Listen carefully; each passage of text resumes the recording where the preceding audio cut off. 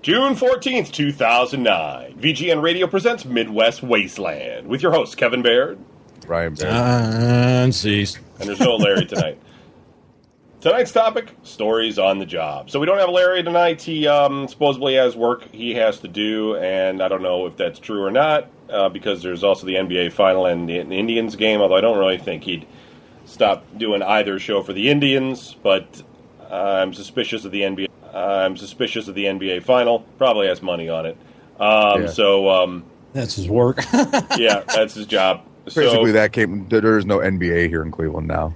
Yeah, so it's all done. So and there's no hockey either because the Pins beat the Red Wings in the finally. Stanley. Yeah, it was actually. Yeah. Although I mean, it was a good series though, man. It was a really good series. It's good. You know, it's good. It's good and everything, but it's like it's just one of those things where it's like, at this point, it's two teams that I don't really care who wins on either side. I mean, it's like they're both close by. Yeah, but the Red Wings, it's like it would have been like their 40th or 41st win. And like the Penguins win all the time too. It's just kind of like, no, actually, dude, the Penguins almost fucking folded. Their team was like looking at bankruptcy, and people were like asking, can we buy them? They just bought a whole that was years stadium ago, dude. And then they fucking started coming back, and now it's like it's good for them. I'm glad that their franchise. Oh well, yeah. I mean, but you could say that about any NHL team right now. I mean, the NHL's looking at bankruptcy all the time. It's one of the, it's one of those things. It's barely watchable anymore. I mean, the things they decide to do to penalize people. I mean, it's just the NHL's out of control. Anyway, listen. If you're new to the show, this is the Midwest Wasteland, where we talk about events that have transpired in the Midwest, particularly Ohio, although Brian drives up to Michigan all the time. And this week we're talking about crazy stories from on the job. So just about things that have happened previously at places we've been employed. I want to point out, though, that I was looking at the numbers on the website, number of downloads reported from the file server, and this isn't an exact measurement of how many listeners we have, because one person could download the show, say, multiple times in a month-long period, but we're looking at about 10,000 downloads of the show. Oh, nice. Really? Yeah, per month. For each individual show. The highest downloaded show so far is actually last Midwest Wasteland. Really? Yeah, which was, we'll actually go over the 10,000 mark by the end of the month. It's very close to that now. It's higher than any other show. But VGNR, from the May 31st show, which was a couple weeks ago, is already very close to 10,000 as well. So it's 10,000 downloads. Again, that includes people that could possibly be streaming and downloading, but I think for the most part, that's a fairly close number to how many listeners we have of the show in total. Now, again, a lot of people will... There's 9 billion people on the planet. A lot of people will subscribe to a podcast and then never listen to it, but it keeps downloading all the time.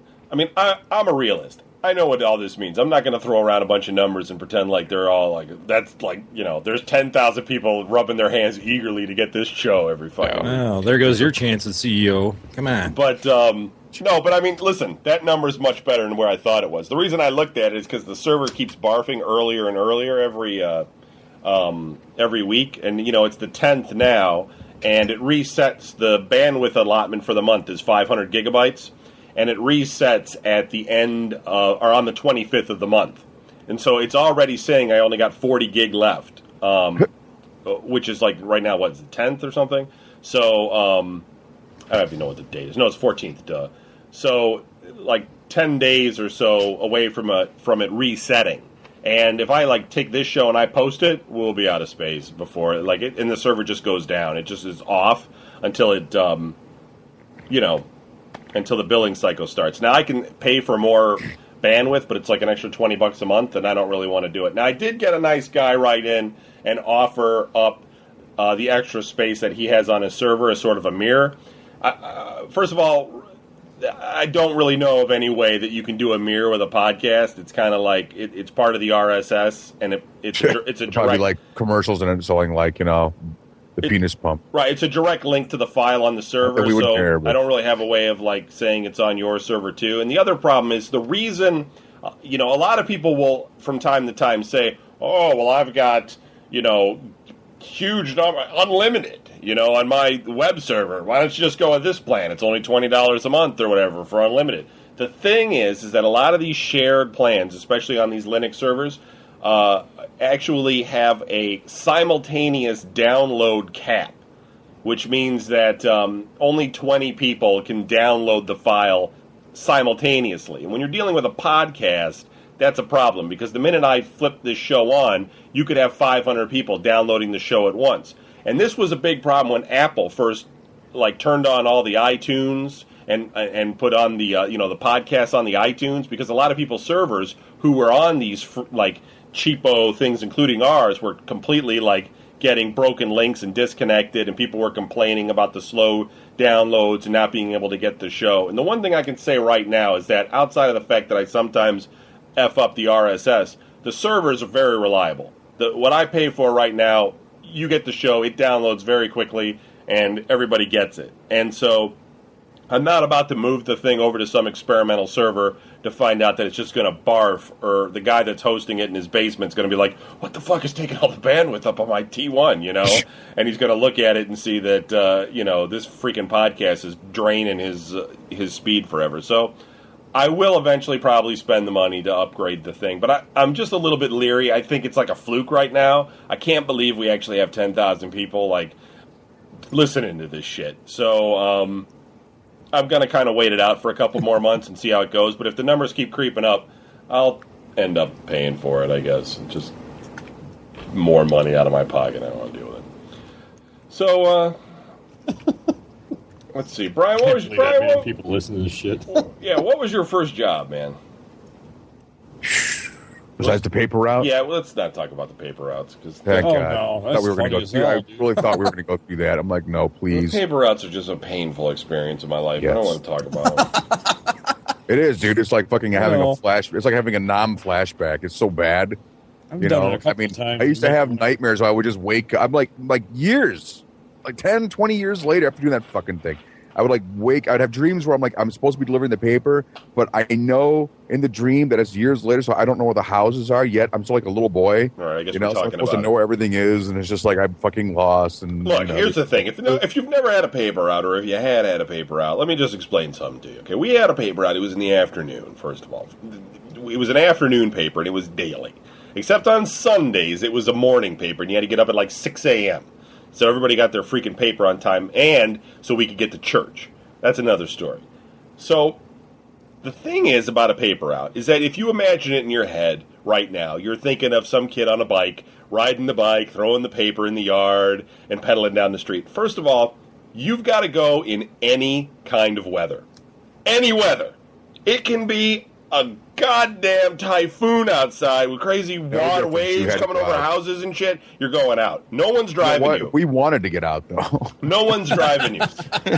You go out, not in the winter. Nobody was twisting that fucking arm. Dude, not in the blizzards and stuff. Not when it's air raid sirens going off, man. It fucking freezing cold. It could be -5 outside. Everybody's like, oh boy, I'm sure glad I'm warm up in here. And the guy will just pull up with a frozen stack of papers and throw them on the driveway. Shatter all over. Do a donut to get out of there, and then you got to take them and you got to go deliver them. You're a fucking pile of snow. You have to go out there and dig them out before they froze to the concrete and shit. Now the fucking route was not in our neighborhood. It wasn't even in our town. It was in the rival town next door. We had the rival town. We had 3 routes. Okay, because there was 3 brothers. Joe had the best route and the closest. It was the 2 streets closest to the house. That's what he got. He had 14 houses, so it was quick, and they all paid. Brian had 2 that were further away. The 2 streets further away, none of his customers ever paid. I don't know why Brian ever did it. He never made a damn dollar on it. And then I got given a paper route. I wasn't allowed to quit. I got given a paper route that I couldn't even start until I had walked 2 miles or 3 miles down the road. It was pretty fucking far away. It was pretty fucking far, and I had to fucking... They were very hostile. It was ridiculous. So no one drove us. You do this in any kind of weather, and then you have to go around and you had to collect the money, which was a pain in the ass. Always confrontational. You always had to knock on people's doors. And the thing is that while they show it on TV, I don't know what the rules are with major papers where you could just take the paper and throw it. We had these customers and they were always like, can you put it in the door? So you always had to walk on the sidewalk up the freaking driveway to the door, put the paper in the door or the mailbox or whatever. Hope that the fucking door was closed. Yeah, and so the dog didn't attack you. Yeah, rip your arm off, or fucking you open the door and goes, hey! It was like this agonizingly long experience. The door's open. It was absolutely horrible. And that's all I'm going to say about it. It's the worst thing you could ever do. And there's no money involved in it. Not that particular paper, no. My first job, though, dude, was that donut fucking place.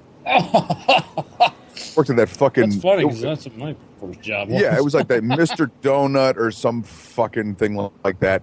And I got paid under their table. So I remember I made $2.88 an hour. This is back in the day, so don't everybody gasp and shit. I mean, this is like way back in the day where $2.80 an hour still sucked. They had wagons back then. Yeah, and my job was like I had to clean up the bathrooms. I had to mop out the fronts. Like when you walked in, there was like that little, it was like one of those places where like it was like an airlock, where like the glassed out area. I don't even know why they have that. Because the glassed out area, and there's like a big rubber mat because it snows in Ohio, right? And then you get to walk into the donut area, and then there's carpets that are like basically like fucking rubber with fur, So I had to change those, and some guy would come and bring us clean ones. God knows what the fuck that process is like, right? And then I have to sweep out the back, and where all the flour and shit went flying all over the goddamn place. And I only had like the one guy who owned the place. He's my boss. But I had like 3 older women that were always there, and they all thought that they were my boss too. Like they told me I had to do things, and I had to do it. And I was just, I was a teenager. I'm like, fuck you, I ain't got to do what the hell you want me to do. And I asked the guy in charge, like, are they in charge of me? He's like, no. He goes, but I mean, if they ask you to do something, it'd be nice if you did it, but I'm your boss. I'm signing your check. And the only real benefit to that was I got day-old donuts. So I get to come home and kind of be like the hero because I got to bring home these grotty fucking day-old donuts. Basically, I gained a lot of weight on that job, too. Fucking, it was horrible. It was just, you're thinking like you got to mop out the front of everybody is still in business. I mean, it's not like, okay, everybody's gone home now, you can clean up. No, there's still people coming in and out and shit. And I leave a big old wet floor sign, and it's goddamn winter time, and it's like the front had like those big rubber mats you walk on with the holes in them and shit, so like, no matter how much water gets on the floor, and for some reason there was always a ton of fucking water up there, like, you would still stay stable. You wouldn't slip and slide all over the fucking place. But I had to move that to mop the floor, and it's like, people would just, I swear to God, they would just wait for me to move that, so they would come barreling in there and like try to fall on their ass, like, oh, the floor is slippery. And I'm like, there's a fucking sign that says wet floor, and it's tile, and that's ice out there. Why are you walking at 50 fucking miles an hour, man? But I'm like 14, so I'm like, what am I gonna say, man? That's 6 foot tall, 200 pounds, man. I'm like fucking, 5'5", 105 pounds. I'm not gonna say nothing. This is the 80s. If I smart up, they'd be like, psh, slap you. It was horrible, man. It was a fucking ass job, and I finally quit. Because we were like going up to Canada to visit somebody. Dad's like, well, let him know. So I told the guy, I'm like, well, you need to find somebody else because next week I'm not going to be here. He's like, oh, you suck, Dude, I just remember Brian used to bring home like the day-old donuts in this burlap sack. And I'd bring home a shitload. And he'd bring them home, and everybody was excited about it at first, right? And then, like, he kept bringing them home and stuff, and then people started complaining about the donuts that he was bringing home. Even though he was bringing home free donuts. We never had, here we go with the fucking story. But we never really had like a whole lot of anything. And the fact that they were getting free fucking sweets in the house, I was like, could you find something? I'm like, look, okay, they're not in the rack on display. When they're done, they take an old flour bag and they just throw the fucking donuts in there. And the donuts that they're throwing in there are their leftovers, okay? And the people that go to the donut store are not picking the nasty donuts. They're picking the delicious donuts that you guys fucking want, okay? They're not saying, I don't want those delicious donuts. Let the fucking poor bears have that. No, I'll have that fucking brown one. Let me have a box of brown donuts. Thank you. I'm like, fucking... It was just ridiculous. And then, So I stopped bringing them home after a while. I'm like, you know what? I don't need to be doing this. So, Don, you worked at the donut shop. Was that outside of working with your dad, which is an endless parade? That's funny. It is my first job. I worked there for a year. Used to play called the Donut Scene. And my job... Like rocking out fucking disco. They make great apple fritters in that place, though, I'll just say. I go there. My job was the fryer. So basically, I would have to mix all the batters with the donuts, plop them in the fucking thing with this great big, there was different kinds. There was like a French cruller kind that would make it the shape of the French cruller. And when you twist the handle, it would plop a donut in oil, you know. And then you had the other ones that, just made a regular circle. And my boss was always back there at the same time making the the other donuts that you put filling in. But he would just make the batter, all that shit, and put it in these steam racks so they'd rise. And then I'd have to take them out, fry them, and then give them to these girls to fill. But my job was after school from, I think it was like 3:30 to midnight almost. And I'd have to do these like hundreds of fucking donuts and fry them and all this shit. And then the girls would leave about 10. And then when I was done, I watched the fucking front for a little while and did my homework and shit.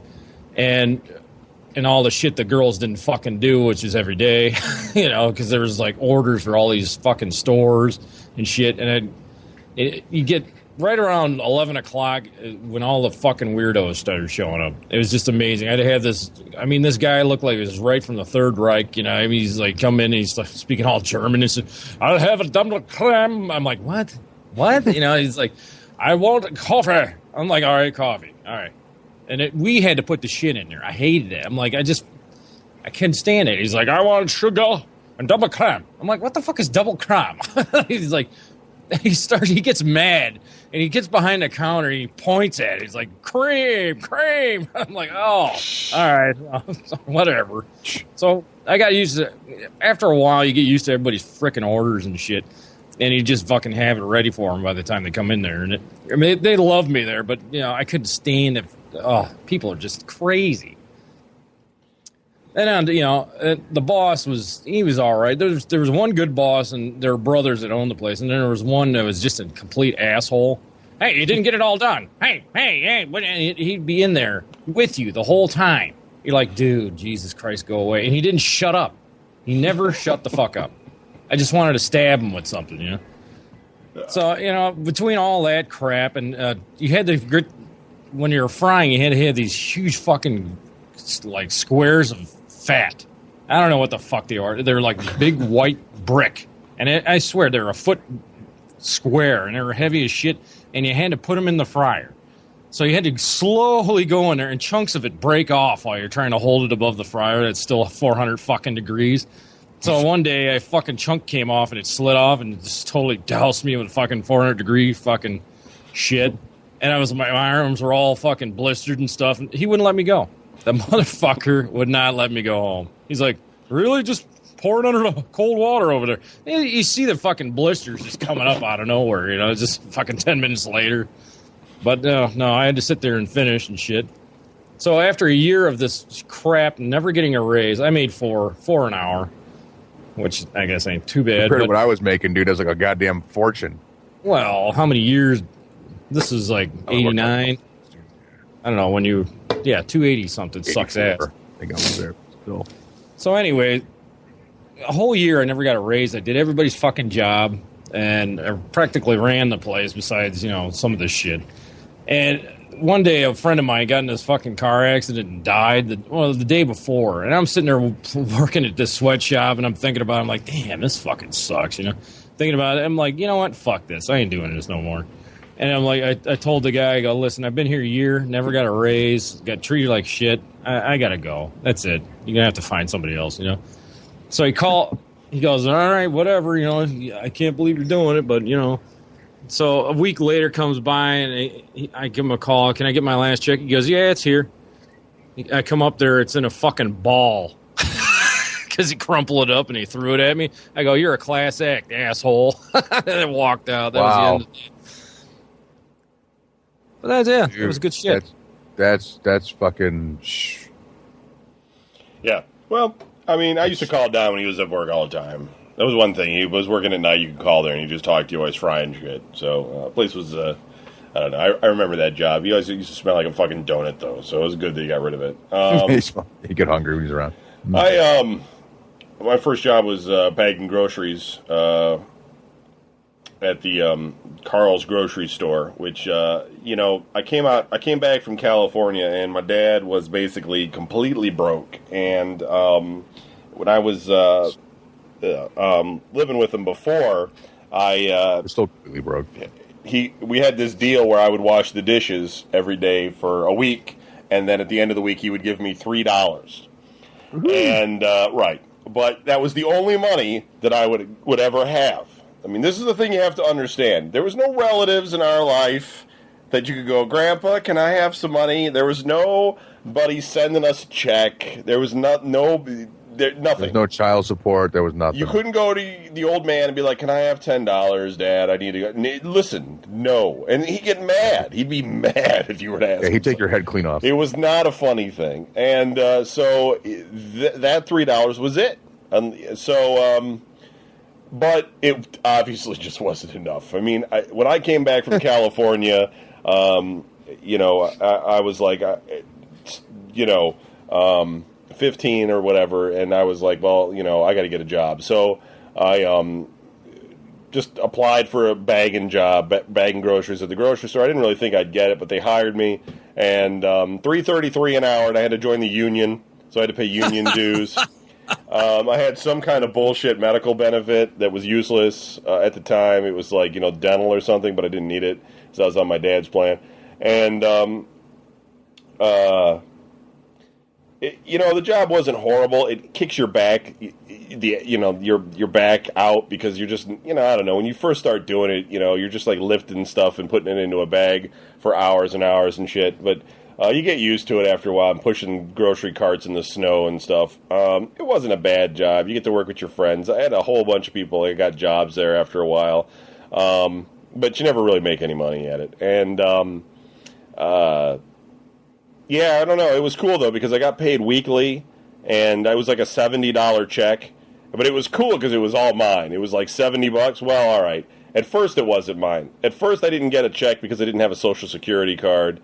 And then it took like... did we lose Brian? No, like 3 months, wasn't it? It was like a little over that, yeah. And then finally got it. And then my dad ended up... I bought a moped with the first bit of money. But then my dad ended up taking all the checks because he had to pay bills because the IRS caught up to him finally. Sure. And I ended up basically giving him I got to keep a little bit of money. I'd get like a $70 check and I'd give it to him, and then I'd keep like $10 or $20. And then he kept like a log. You know what though, dude? $10 or $20 back then was just that's all I needed. What did I need? I didn't have to get gas. I didn't. You know what I mean? It's like I wasn't dating anybody. No, you didn't have to get gas. No, I mean, but seriously, there was like no, we didn't do anything back then. I mean, it was back in the time. Drove around constantly. You were playing football in the fall and shit. Fucking, you were gone 9 times out of the. It was just 90% of the time, and. Yeah, it was all right. But, I mean, eventually it just got to be like the grocery store moved away, and then my follow-up job was with Wendy's, and I only worked there for about a month, and I got Brian a job there because he moved back. He had come back from... I got fired from Sears. I needed a job. Yeah, but before that, though, you did work at Taco Bell, right? I remember that job. That was that was even before I went in the Navy, man. I know. I'm just trying to catch up here. You worked at God, that's like, yeah. I was there during high school, and I had that job, although it was in the mall. Okay, and any mall job where you're working fast food is going to suck because you're going to work your ass off, man. And it was like, what really broke it for me is I was supposed to go to fucking homecoming. Like my senior year, I was supposed to go to homecoming, and the last minute the chick I was dating I asked to go. It's just like, no, this other guy asked me, so I'm going to go with him instead. I'm like, yeah, Christ, so whatever. So I told work I need the day off. They're like, well, you have to come in and work it anyway. I'm like, okay, but I have this dance I'm going to, which I just meant I didn't want to fucking work that day because I knew it was going to be bullshit. And they're like, so I have to be out of here by a certain time, and it's the weekend and shit. They're like, okay, well, we'll get you out of here. And I'm like, still there, and I'm still frying. And I'm like, well, finally, it's getting closer to the time where I would have had to have left. And I'm playing it up like I'm going. And I'm like, well, who's coming to take my spot? They're like, nobody. I'm like, well, I'm supposed to be out of here. They're like, well, I mean, we don't have anybody else. You're just going to have to do it. And I just walked out. So they fired me. I got fired from Taco Bell. That's great. What was that Chinese food place we worked at? I can't remember the name of that. So wait. So, okay. Well, Don, where did you go after the donut shop? Was that where you went? Where'd you go? You know, I think I had my first job at Nudai after that. Really? Wow. 5 years of that shit. That's weird. All right. So, yeah. So I worked at Wendy's, and then I left because they kept harassing my girlfriend. But plus the job sucked. I didn't really want to be there anymore. And but they kept harassing my girlfriend. The one manager did not like my girlfriend that worked there. So I ended up just quitting because the guy was just getting on my nerves. And, you know, it's typical teenager bullshit. I remember you were telling me about that shit. Yeah, he was not right. Even to this day, looking back on it, like, I could just tell you that guy was just not right. What I don't know. What do you mean, like hitting on her? No, he would just constantly fuck with her, like he wanted her to quit. Like, he would threaten her all the time. Like, why don't you just quit? Just quit if you don't want to quit. You know, just, you know, and she wasn't really doing anything, you know. Just the standard kind of like, you know, well, this job sucks kind of thing, but under her breath kind of thing that everybody does. But he would constantly single her out and fuck with her. And I just come on, dude. I mean, look at his job. That's probably the only thing he had going for him. Right, exactly. I mean, he was a loser. But I just got to the point where I was like, well, then I'll just quit. You know, because I was the guy, you know, dude, that job sucked. They would punch us out at like 11:30. They'd be like, okay, well, we punched you out at 11:30, but you're not done. Because Wendy's has this gay-ass book where it lists exactly how many minutes it should take to do each thing that you're supposed to do. It's the gayest. So you're expected to do certain things within this minute-to-minute timeline. And if you don't vacuum within like the 5 minutes, then the way management figured it, well, that was your time. So they would literally punch us out, and we'd have like over an hour or something left of work to do, but we wouldn't get paid for it. And we were kind of retards, and we'd be like, okay, and stuff. But after a while, it was like, you know, what the hell? Yeah, exactly. Because the management gets a bonus based on performance. So like, if you were to like use some napkins, like something was wet, and you were like, well, I'm just going to use this napkin over here and wipe it up. Oh no. No, because they get a bonus for how many napkins you don't use. So yes, when you're in the fast food restaurant, if you grab a big hunk of napkins, that's coming out of the manager's bonus. So enjoy. But no, it's true. So well, you could really screw with the manager then. Right. Oh yeah.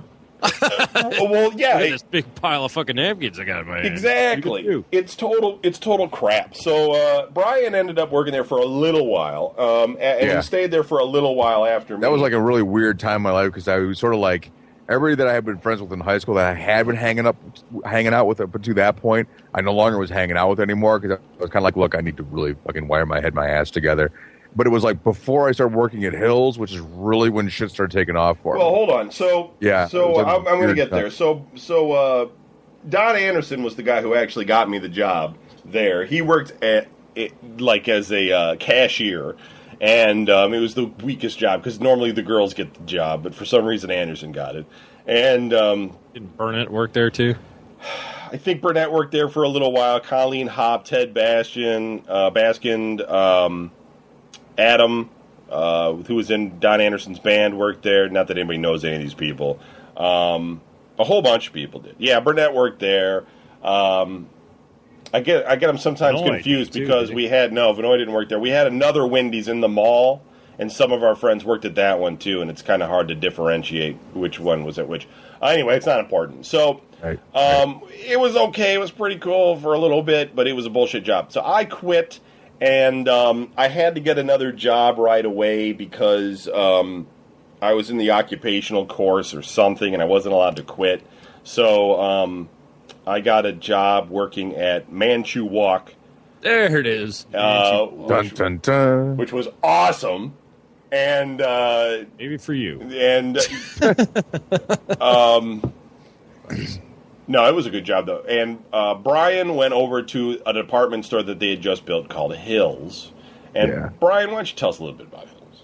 Hills, it was a chain of stores. I don't even think they exist anymore. They went bankrupt or some shit. Yeah, they did. And they built it where Gold Circle used to be. If anybody remembers what Gold Circle was about. I got laid at Gold Circle. Yeah, go ahead. Yeah, dude. Yeah, that building's had a lot of luck in the Baird family's tradition. And I got there when like they were hiring people to help put the store together, put up shelves and put up stuff. And I really, had, besides being in the Navy, I had no real skills. And they just needed somebody to be a laborer to go around and they're like, we're just going to tell you to do stuff, and then we'll figure out exactly what department you're best suited for later on. So I'm like, okay, and I get there. I realized before Wendy's, which Wendy's was mostly like people, my brother, my brother's like 4 years younger than me, so mostly his friends, which I pretty well get along with. And before that, I was working in Sears Automotive Department, which is everybody's like way older than I was. So I get to Hills, and I'm like, most people there were my age or just a little bit. Even the managers were only like the older management, I think it was like maybe 10 years older than me. And I'm like, this might be pretty cool, man. And, most of the chicks that worked there were fairly decent looking, not everyone, but most of them. So I'm like, okay, this is going to be a pretty cool fucking job, They didn't pay all that much, but I didn't really care. I just needed something to get me from day to day. And most of my other jobs, like when I worked by the time I was done working at Wendy's, man, I was working like once a week. I just didn't care about working there anymore. I was like, fuck it. I just want to go out and get fucking drunk or get high or whatever. And so Hills, I wanted to work. Okay, so hold on. Go on. So Brian worked at this place, and he hung out with a whole shitload of crazy people. Well, not at first, dude. At first, I didn't know this is where you knew Vicky and Bean. I met them, yeah. Dale Mole. Dale's the first guy I met, and Joe was like the second guy. Dan James, Joe Huska, and oh Christ, the whole bastard gang. His wife. Yeah, the original people. That's where he met his wife, and conceived his child there. No, but I got married there. Yeah. He okay. So Brian had this new collection of friends that they all hung out together, and one reason why all these guys hung out together is because there was a time when you could buy beer in Ohio at the age of 19, and the people in Brian's age group, Brian not included, were grandfathered in when the age limit went to 21. So some people, like Dale, could buy beer, and other people were kind of like hangers-on. As much as Brian would like to think it was his rolling personality, a lot of it had to do with my rolling personality. A lot of it had to do with how much beer. Fucking my hands on alcohol at an illegal age. No, but it's true. So Brian was actually the life of the party. And he actually had a good connection to a lot of girls and a lot of party places where a lot of these other guys were sort of. Dude, they fucking used to invite me. At first, it was Joe, me, and Dale. Okay, the three of us, and Carl Tuesday was another. Yeah, it was one of Joe's friends we just naturally had to have with us. Yeah. And people at Hills, it just seemed like every other week someone was throwing a party, and we hung out with ourselves, and there was a couple other dudes like Dan and stuff that we'd hang out with, man. But other people would seek us out, like, dude, we're having a party. We want you guys to show up at our fucking party, and we like. You know what happens when we show up at your parties, man. Your fucking houses get trashed. Like, we want it to be fun. Don't fuck the house up. And we're like, all right, man. And we were out. There's one chick. I cannot remember what the hell her name was. Really pretty girl. Lived in a, she's like one of those Arturo types of girls. Dresses nice and shit like that. And she wanted to throw a party for her boyfriend, who we all knew. He was a pretty cool guy. And she's like, yeah, we want you guys to go. You just have fun, but don't wreck the house. And I'm like, okay.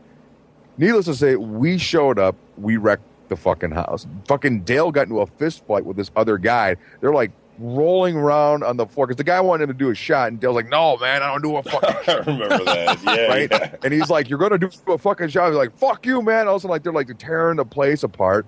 Joe, I think he went in the bathroom and peed on the floor. I can't fucking remember. Yeah, when he got drunk, he got really. It was just irate. I'm just walking around stealing shit. And, the next work day where I ran to her, she's like, "You guys are a bunch of bastards. I don't ever want you guys in my party again." And that's how the name the Bastard Gang got started. Right. So this is where I was going. The Bastard Gang. Fuckers. So here's the thing. Brian hung out with all these guys, and I hung out with a whole shitload of guys too that were like my age, which was about 4 years younger, but all 3.5. So kind of matters. So Brian ended up hooking up with his wife, and they ended up getting a place, and he was one of the few guys that actually Jesus Christ, you just jumped through history, man.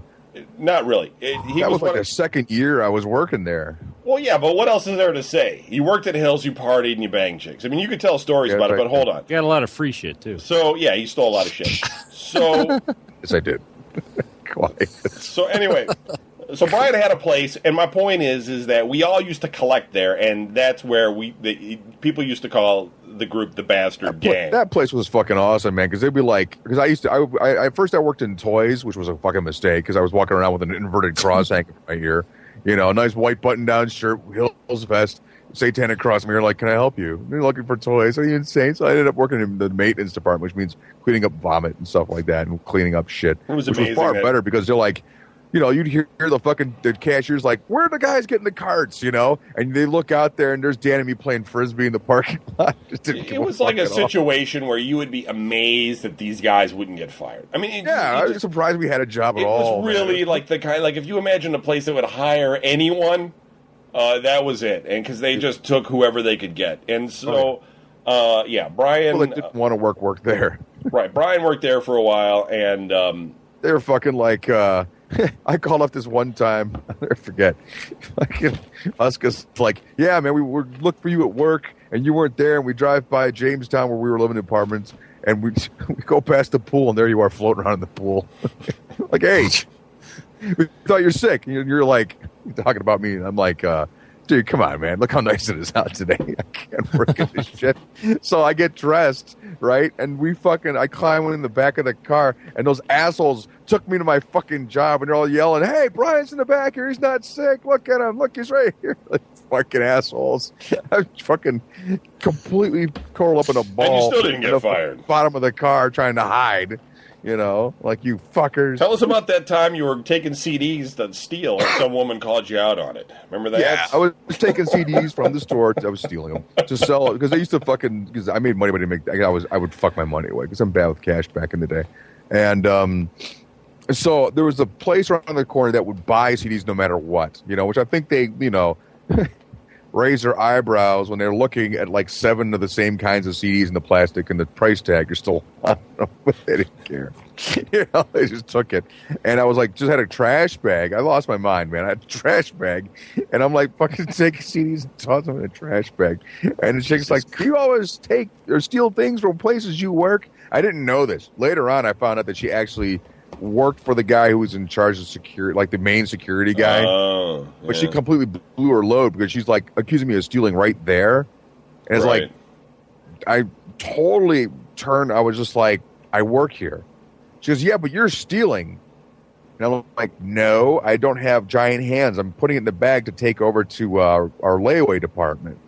I completely was fucking full of shit. Yeah. So Brian had this great scheme. Like, he would take the trash can with the trash bag in it, and then if he needed a new radio, he would just go over to the radio section, lift the trash bag up, put the radio on the bottom of the trash can, put the bag on top, wheel it outside by his car, put it in his car, and fucking have free radio. I mean, it was Everybody a great knows system. This was long over 12 years ago. It was like statute of limitations is long overdue, dude. It doesn't matter. So I just don't feel like having somebody to decide. Because, dude, that guy in charge of security. Most of the people that listen to us have fucking stolen shit anyway, so I ain't worried about it. It was a good time. So I mean, it's not like he fucking lifted the whole place or anything either, But he did a good job. Yeah, so it was a pretty good time. So I worked at the Chinese restaurant for about 2 years. Jason got me a job. He worked up front, and then there was a back, and all the men worked in the back except Jason. Don't ask me why Jason and Don Anderson have this weird thing, but they do. Where they work with all the girls. Jason was on the show many years ago on this show, or on VGNR anyway. Many years ago, but I haven't heard from him in a number of years, so whatever. Corber. Oh, yeah. Yeah, he was on the one time, and then we thought that like his place was being hit by a fucking hurricane. He got disconnected or something. So, just gave up on it. Yeah, so anyway, I worked there, and I worked with a number of people that were pretty cool and made friends and everything. And it was a good job. It was run by Chinese people, obviously. But then it switched, and we got in, one of the KFCs bought out the franchise. And one of the KFC franchises bought out the Manchu Walk franchise and took over the ownership of the Chinese guys who owned the Manchu Walk franchise.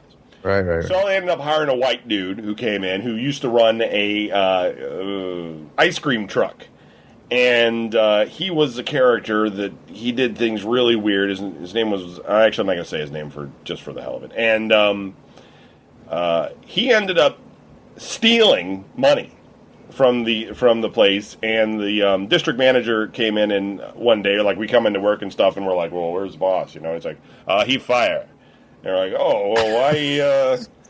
What happened? He steal bank money from us. I say, we're like, really? What happened? You know, I said, he say you steal.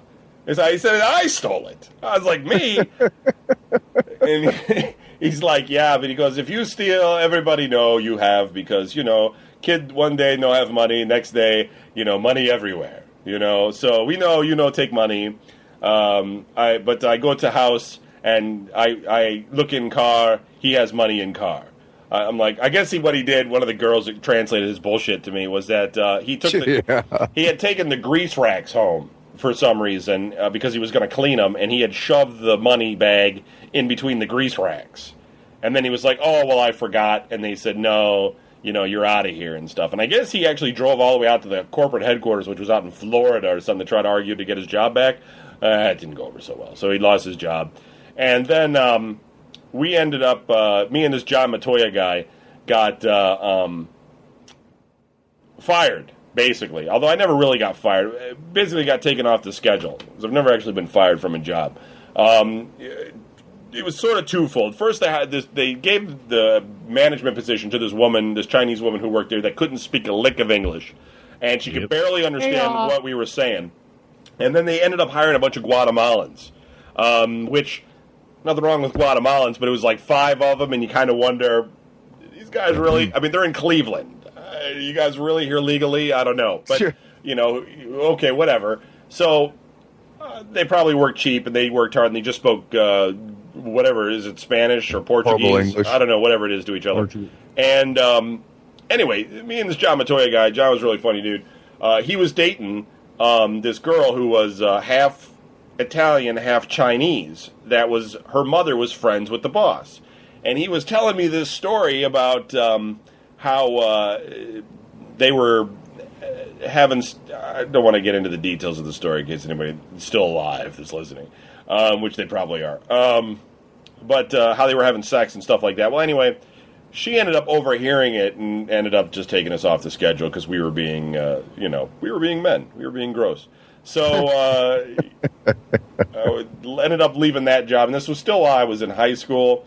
So, again, I had to get another job because now it was like going into my senior year, and it was like a requirement that I had a job for this occupational course, and I almost flunked it because of this issue. And I ended up washing dishes at Pierre Radisson, the hotel, and that was during my senior year. And that was a shitty job. But yeah, I don't remember you having that one. It was crap, and I had it for a while. I had it for like 7 months. That's when I started dating Heather, and it was it paid okay, and it wasn't really like the hours weren't bad or anything, but it was just shit. So I ended up going on vacation. They came back and they gave all my hours away to Jason Warner. And so I was like, well, all right, they're like, well, we can work you like in the evenings or something. And then evenings at a hotel is like, you're there to like 2:30 in the morning. So I was doing like, nothing. Yeah, just doing dishes, which sucks. So yeah. I was like, no, fuck this. I quit. And that was still my senior year.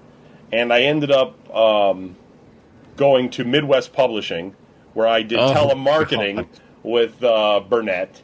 And I did that for a couple of months while I was waiting to get my job at Stouffer's to start cooking. And I worked there too. So that's right. And then so during that time, Brian, that's when you worked. You worked at Stouffer's. You didn't tell us that story. We hadn't quite got to. I finally got done working at Hills. I couldn't take it anymore, and I got hired at Stouffer's to bus tables.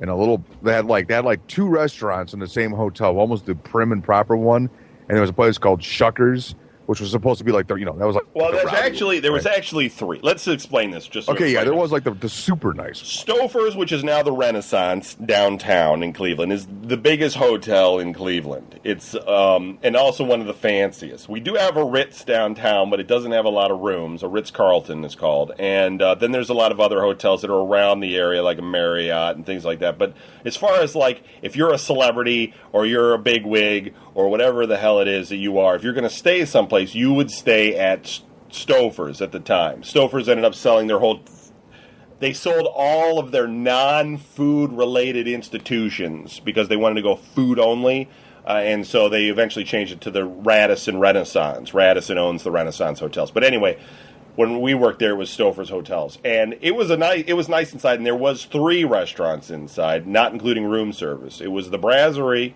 which was sort of like your grill type. You could get like a regular, like your macaroni grill or something. You could get decent food there, but it's still like a middle of the road type of thing. Shuckers, which was a bar and a buffet, and at the time, Brian, you were there, it would have been the French Connection, was the fine dining restaurant. That's what it was, and it was like. And I got in there. They closed that and they turned that into the Sans Souci, but I'll tell that when I get to my part. So go ahead. All right, yeah. So I'm whatchamacallit. I get in there and I'm basically bussing tables. I'm not realizing I'm married. That's not just I was working there, and I was working at Little Caesars too. Okay, so I'm working, and I had to take the. I don't bus remember really you working at Little Caesars. You worked at Little Caesars? Yeah, North Olmsted. Really? How long did you work there? Me and Rob Wooten. Oh, that's right. That's right. Okay. So I'm working there, and it's like I had to take the bus because we had no car. So I had to take the bus all the way through downtown Cleveland, down there, and early in the morning. And it was basically a mind-numbing job. I got to work with some pretty cool people, but you just bus tables, and it's like the only time it got remotely interesting was like St. Patrick's Day. The whole fucking bar was just loaded with drunken mix because we have a lot of fucking Irish in Cleveland, and maybe some other holidays. But it was like I work for tips. Like the waitresses got tips, and then they're supposed to tip me too.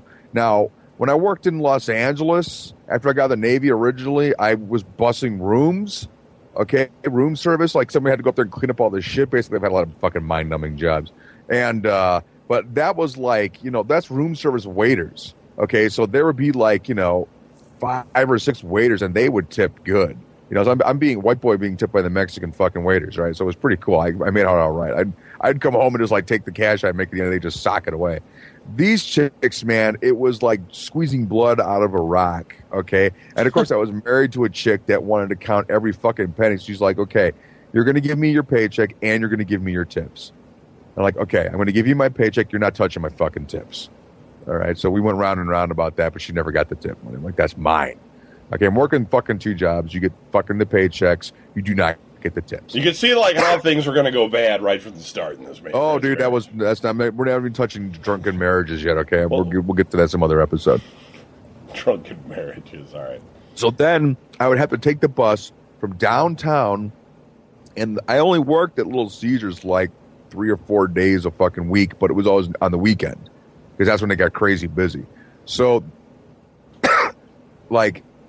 Thursday and Friday, I would have to take the bus from downtown Cleveland all the way to North Olmsted, which is like, I don't even know how long a bus ride that is, right? And when I got there, then I had to work at Little Caesars until like midnight or 1 o'clock in the morning or whenever the fuck they shut down.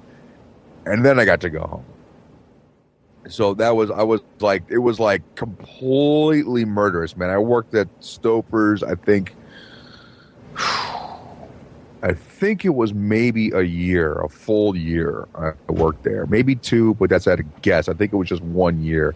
And then after that, I got the job as a line cook at Chester's, and that was a pretty decent job. That was like my first real job, man. Like the first one that actually paid well. Okay, so Brian worked at this place for a while, and then so I got out of doing the telemarketing, which was a horrible job, and it's a complete scam. By the way, people call up and they're like, "Do you want to donate money to like AmVets and stuff?" And people donate, but the reality of it is like the whole scam works like this. Okay, there's a pitch that's on a piece of paper, and they ask you for an amount of money that at the time was anywhere from like $55 to $14, and you read off the pitch, and if somebody pays, okay, AmVets only gets 14% of the money that's paid. Midwest Publishing got the rest of the money, okay? You could find that out if you ask on the phone. If you were vehement about it and asked, they told you, and then of course people always hung up. But most people didn't know that.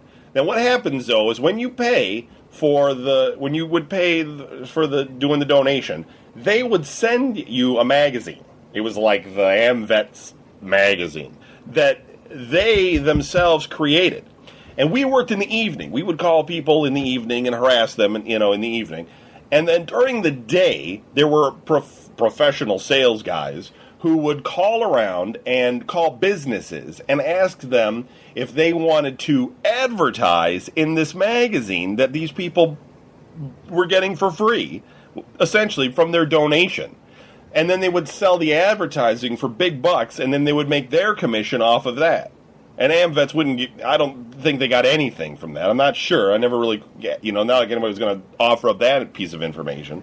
But so the company it was a complete scam in order to, this is one of the reasons why I never give money to charity.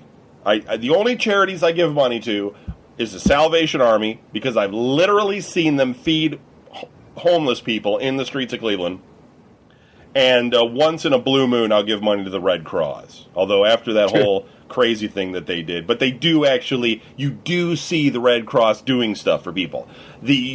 All these other charities, just ask yourself, when they're asking for money, when was the last time you saw them in action? Dude, I never said donate money up. But it's a scam because it's these institutions take the money and, they say, oh, well, this is, costs related to, distributing and paying for this and that, and so that like the actual charity itself never gets like hardly any money. And then you got to think, when the AmVets get that 14%, what is their administration? How much of that money is actually going towards something that the veterans are going to get? You could probably ask a veteran. You'd be like, when was the last time the AmVets gave you anything? They're like, I got this lapel pin. I mean, The thing is that you're better off just giving the money to somebody that's down on their luck than to donate to a charity. Although, I will say that the Salvation Army, I've literally seen their trucks every night in Cleveland giving food to people. So they're the exception. I mean, yeah, what's that, Coats for Kids? You always hear about this Coats for Kids. How many kids you run into, you'd be like, where'd you get that coat? They'd be like, oh, I got it from Coats for Kids. Come on. How many kids are going to say that anyway? I'm not saying it doesn't happen. I'm saying I question the percentage based on the donations of what's really getting out there. Any charity can probably prove that they've done something, but how much have they brought in versus how much is going out? It's like these races and things you hear about, like the walkathons and the pedal to the point and all that stuff. Most of that money goes towards organizing that crazy ass event, the booth and the getting the word out, the advertising and everything. It all goes into paying for itself. It's like a self-feeding machine, And the Jerry's kids, how much are they getting? I don't know. Not much. Anyway, I went off on a tangent. Man, you don't want to be on the hit list. Don't talk about I think everybody sort of knows this. They just feel guilty all the time, Like they feel like, oh, I should just give and stuff. You know what? Don't do it. Don't. Even if you want the tax write-off, fine. But if you're just like sitting there and there's like a plastic box with some dollars shoved in it underneath that's bullshit. Yeah, because the managers are going to be like, hey, don't fucking drinking money. Nobody is giving that money up, Or the quarters and the little slots, with their face on there, You go there, you see them all half ripped out, Had to buy cigarettes. Yeah, I mean, it's true. It's just scammy. I mean, I'm sure there's good ones, but I have never seen them. You would think with all the charities and all the religious institutions that take money for charity, that there would be no homeless. They would all be living in like golden palaces and shit, fucking have their own personal servants and stuff like that. Or you would at least think that there was like some building somewhere that had rooms that was paid for by, like, your donations and stuff, you know, like some kind of structure that they go into, and there's like a meal and a room and stuff like that. And I know there's like some flop houses, some religious places downtown but I mean, you would think with all the money that's gone into all these charities that there would be no homeless and the shit would be right. But no, it doesn't, because where's all that money go? It goes to somebody's fucking wallet, you know? Yeah. It's bullshit. Yeah. So anyway, so I am going to go haven't had any crazy You're going to go off stories. topic, by God, you might as well go out raving, yeah, you know? 'cause that's me. I get hot about certain subjects, and that's one. Fucking See, that's one of my, that's a pet peeve of mine, too. Yeah, hey, I got one we can start now. It's called the Poor Bastards Doing a Show Fund. Please send it payable to.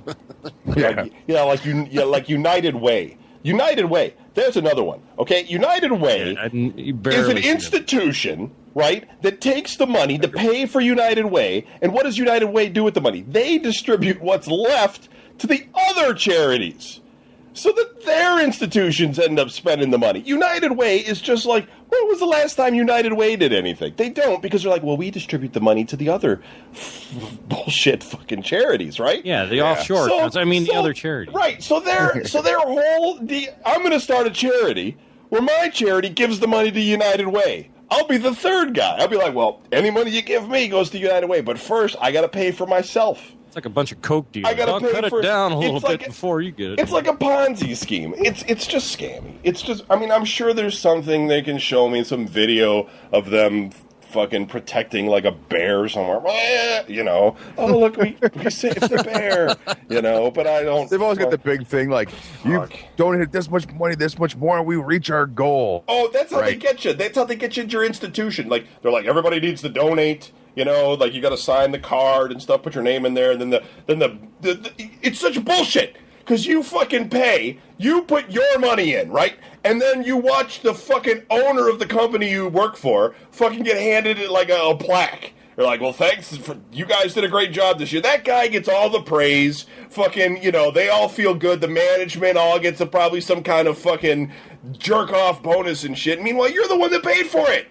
Yeah. You're not getting anything. Check. You donated like all this money and shit, and they're just like, you don't get. Thank you. Oh my God, you don't. Yeah, you don't even get that. I mean, they just get you in a room and everybody just claps. You know, we've made our goal. Woo! You know, Woo-hoo, I'm driving off. You. Nobody yells out, "Now let's get naked." Fuck you and your goal.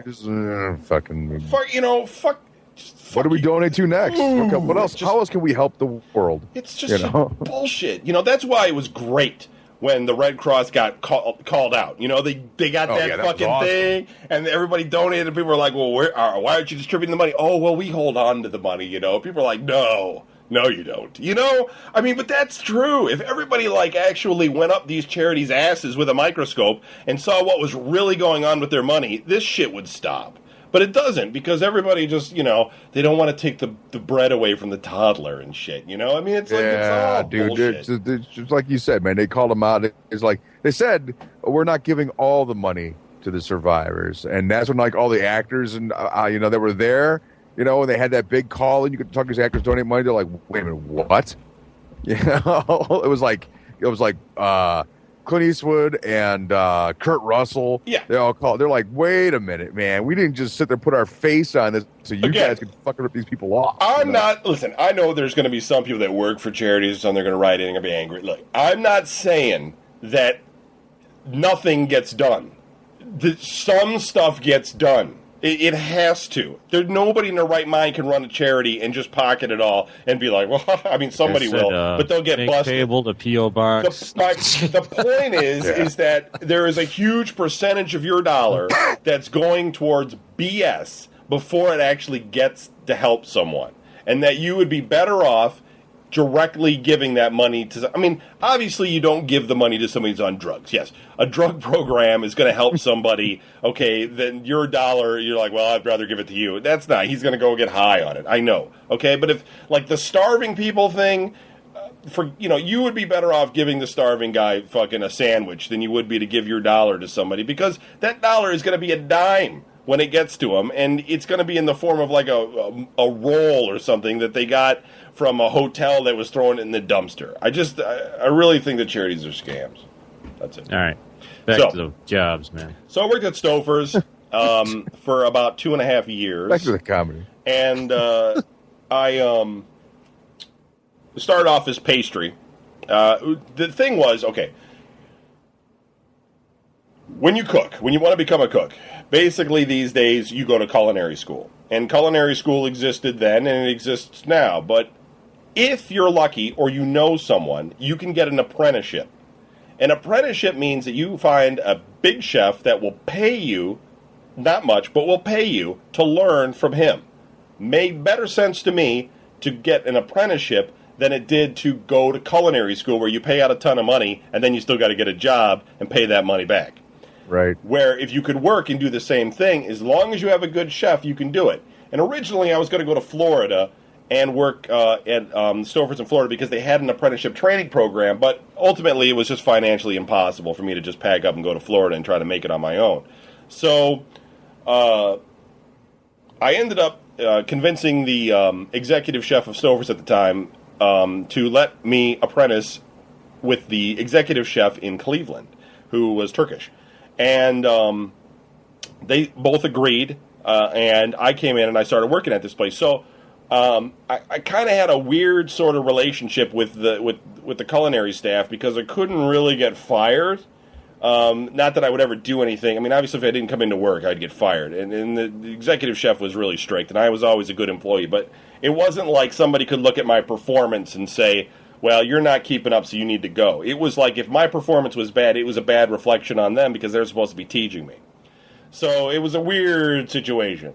And it wasn't one I really wanted to be in because it looked like I basically got my job because of my mom, which I did. But I did actually work really hard. So I started off in pastry for about a year, but the pastry chef was a dick. And he was a total asshole, and I did not get along with him. And I worked hard and everything, but it was like, dude, my friends, when they got out of high school, they were all like, let's drink and party and fucking, I'm going to work this job at fucking Chi-Chi's, or even like Cease here. He had a normal 9-to-5 job. It was a shitty job. We'll talk about that in a minute. But it was 9 to 5, basically got to go home. My job was like it was fucking crazy. You worked like in the morning, and who knows when you were going home. You just didn't know because it depended completely on how many banquets there were. So you could be there all night. You could start at 7 in the morning, and you could be there until 9 at night. You just didn't know. It just depended. So you just come in, and there would be a huge laundry list of shit that you had to do, and I fucking hated it. I would come home, and I'd fucking stink and shit and be dead tired. And it was hard to have a girlfriend at the time. In our family, always never could hang out with anybody. Couldn't do anything. It was just nobody was doing shit then anyway, except for all of our bum friends. But they were all fucking around like, we don't have any money. We're gonna go fucking drink. We live way the fuck out in Broadview Heights too, but it was impossible. I was always tired. So yeah, it was pretty nutty, man. I got out of pastry. I told the chef I was going to quit. He said, "Don't quit." He's like, "I'm going to put you down in the brasserie, and you'll work there for a while, and then when the Sans Souci opens, which is the new fine dining restaurant, you'll go. I'll transfer you in there." So I worked at the brasserie. Brasserie was cake. It was the best fucking job. It was so easy. It was just awesome because you didn't have any banquets to worry about. You just worked your hours. You went home. It was I was just cooking regular food. I was whipping it out. It was like room service and like whatever dining was going on. It was just great, but it was the shithole of the place in the hotel. Like if you worked as a cook in the brasserie, you were never going to become a chef. You were basically like working at Denny's or something. You forget it. You were not a culinarian. So when they opened the Sans Souci, I got transferred to the Sans Souci. We got in this really great French chef from France, Claude Rodier, and it was a big deal for Cleveland at the time.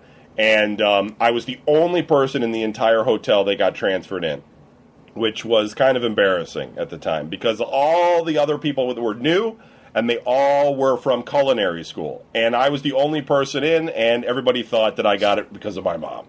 But I ended up making a lot of friends there. Everybody eventually realized that I was a good worker, and there was a lot of guys that came typically out of PA. The schools in PA were notorious for slack people that were not very good cooks at the time. Pennsylvania School of Art or Culinary Arts or something. So I worked there for a while, but Claude had quit. At least he said he was going to quit. He was going to go back to France. I think he did go back to France for a while. And when he quit, they were bringing in this other chef, and I didn't want to work there anymore, so I quit. And I went to work with Don Cease. Are you still here, Don? Or are you talking? Oh, yeah, I'm still here. And Don worked at this place called New Dye. New Dye Corporation.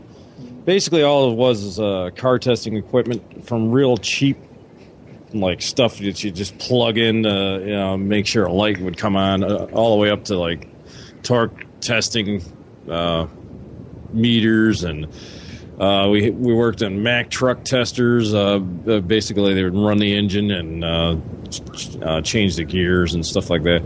But the whole thing about that, it was everybody was kind of related or friends with the family that owned the place. So I came in. Oops, wait a minute, I got a text. All right.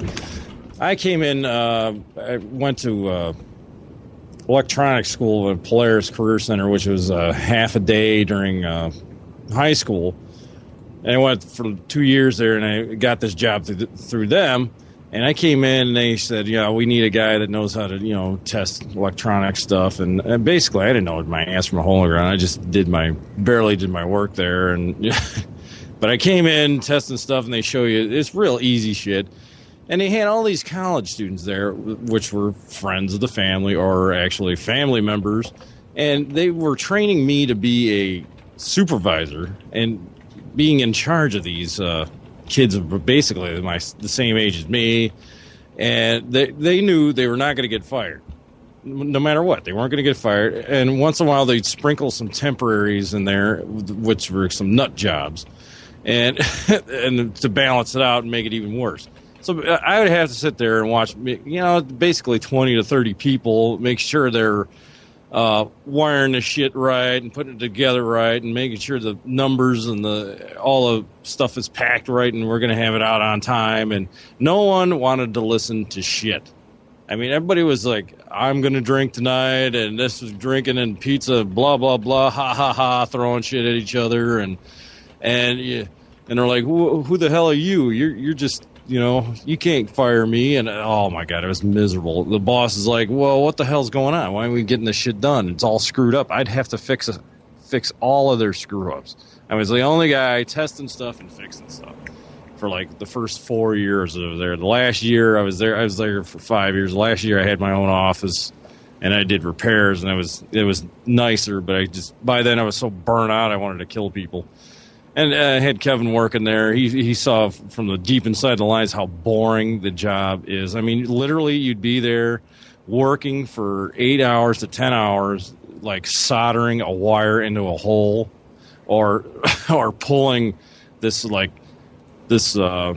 material over a bunch of wires and make it into a harness. But this stuff was so it would rip the skin off you. It was so rough. You'd be doing that for hours and hours and weeks, and you're like, when is this going to get done? Oh, we only got 10,000 more. Don't worry. You're like, oh God. I mean, one time I was working, I'd come in at 5 a.m, I'd leave 5:30 at night, and I was working in the basement. And in Cleveland, during the winter, you only got a certain amount of hours, and if you don't leave at 4 o'clock, you ain't get to see the sunlight.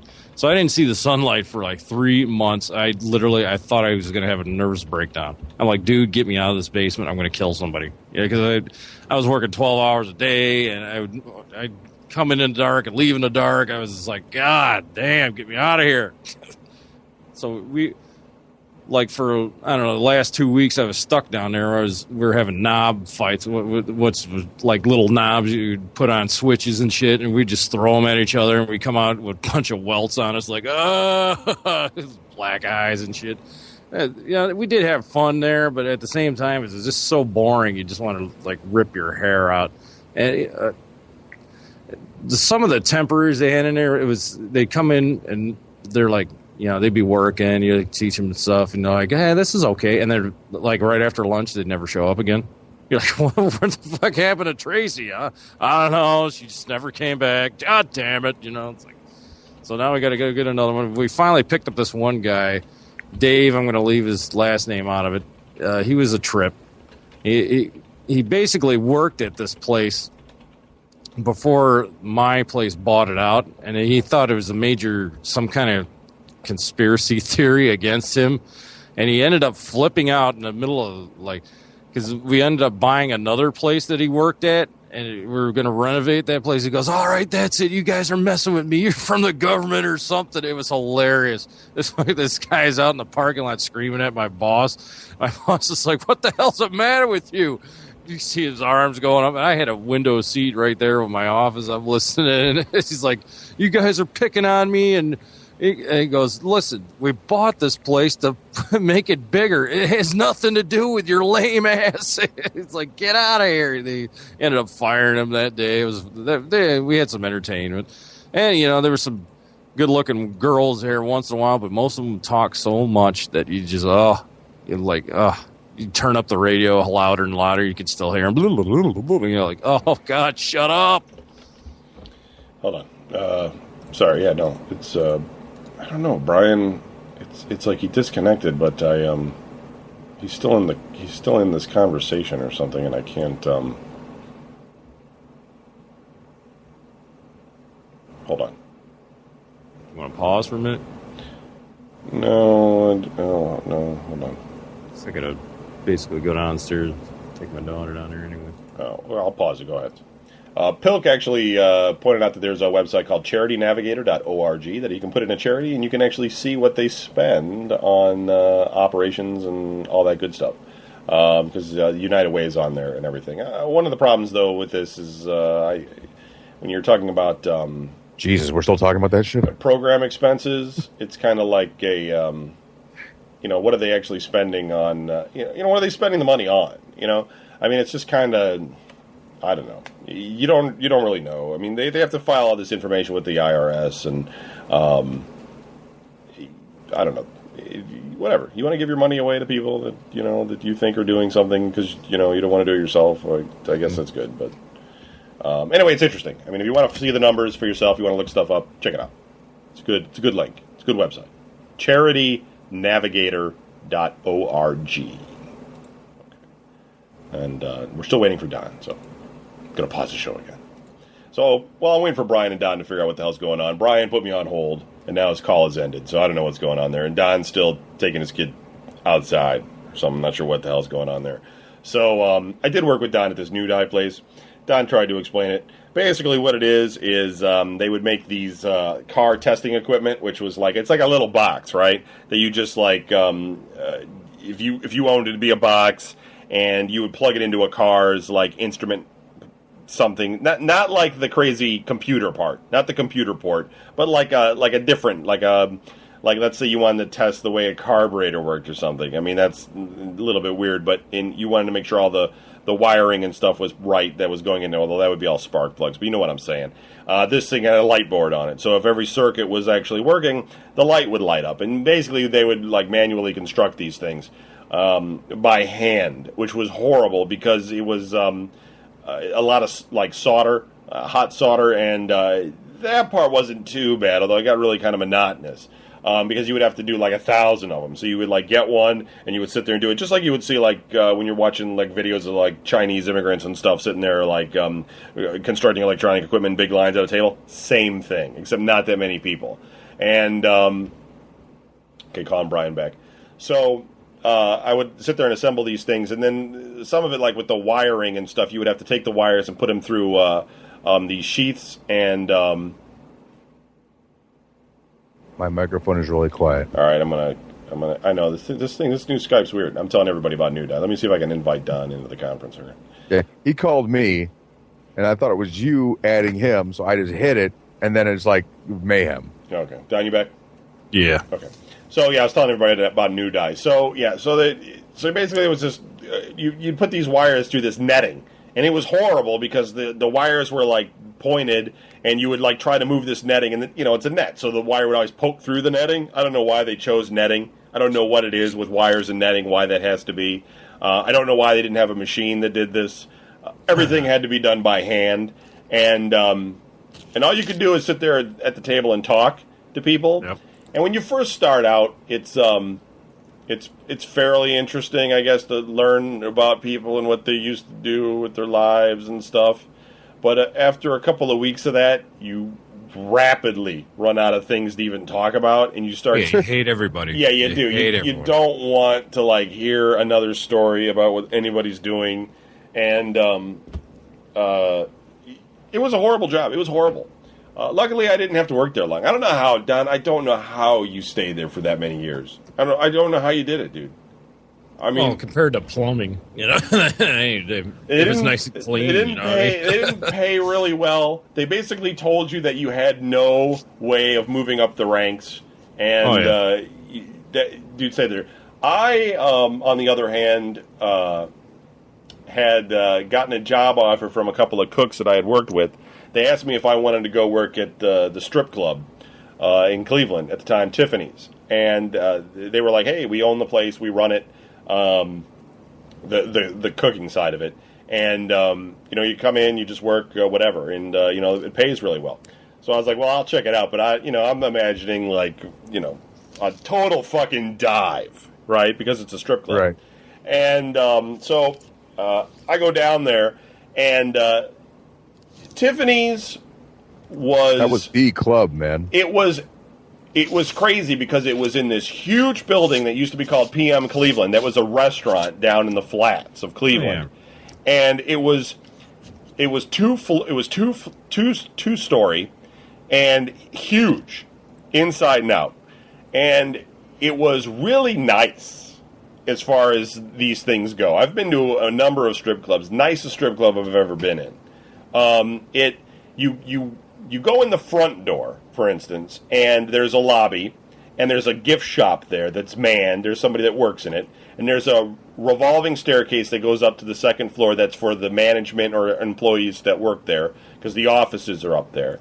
But if you stay there, there's like a nice couch, and there's a doorman there, the bouncer basically, that takes your coat and or make sure you don't come in with a hat on and all that kind of stuff. And then there's a girl that works behind a desk, and she just takes your money, basically. And then you go through two doors into the main area, and there's a giant square bar, like one you would see at like Fridays or something, just big, really big, with a bunch of people, and that's off to your right. And behind that, there was a big buffet that we actually started while we were there, and that's up against the wall by a bunch of mirrors and stuff. And then there's like a big, long, like, whole bunch of tables. There's a VIP section off to the right, and there's a whole bunch of like tables and chairs that are around a big round stage, and there's a giant staircase that goes up to the second floor from the middle of the stage up to the second floor. And there's no poles. Nobody's dancing on a pole. Not at this club. So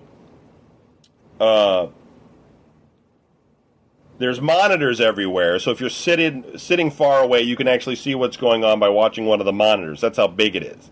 And if you go behind the stage, there's another bar behind the stage off to the left. And then there's a doorway in the back that you could walk out, and then there's an outside bar. There's a cabana bar, which actually did get destroyed.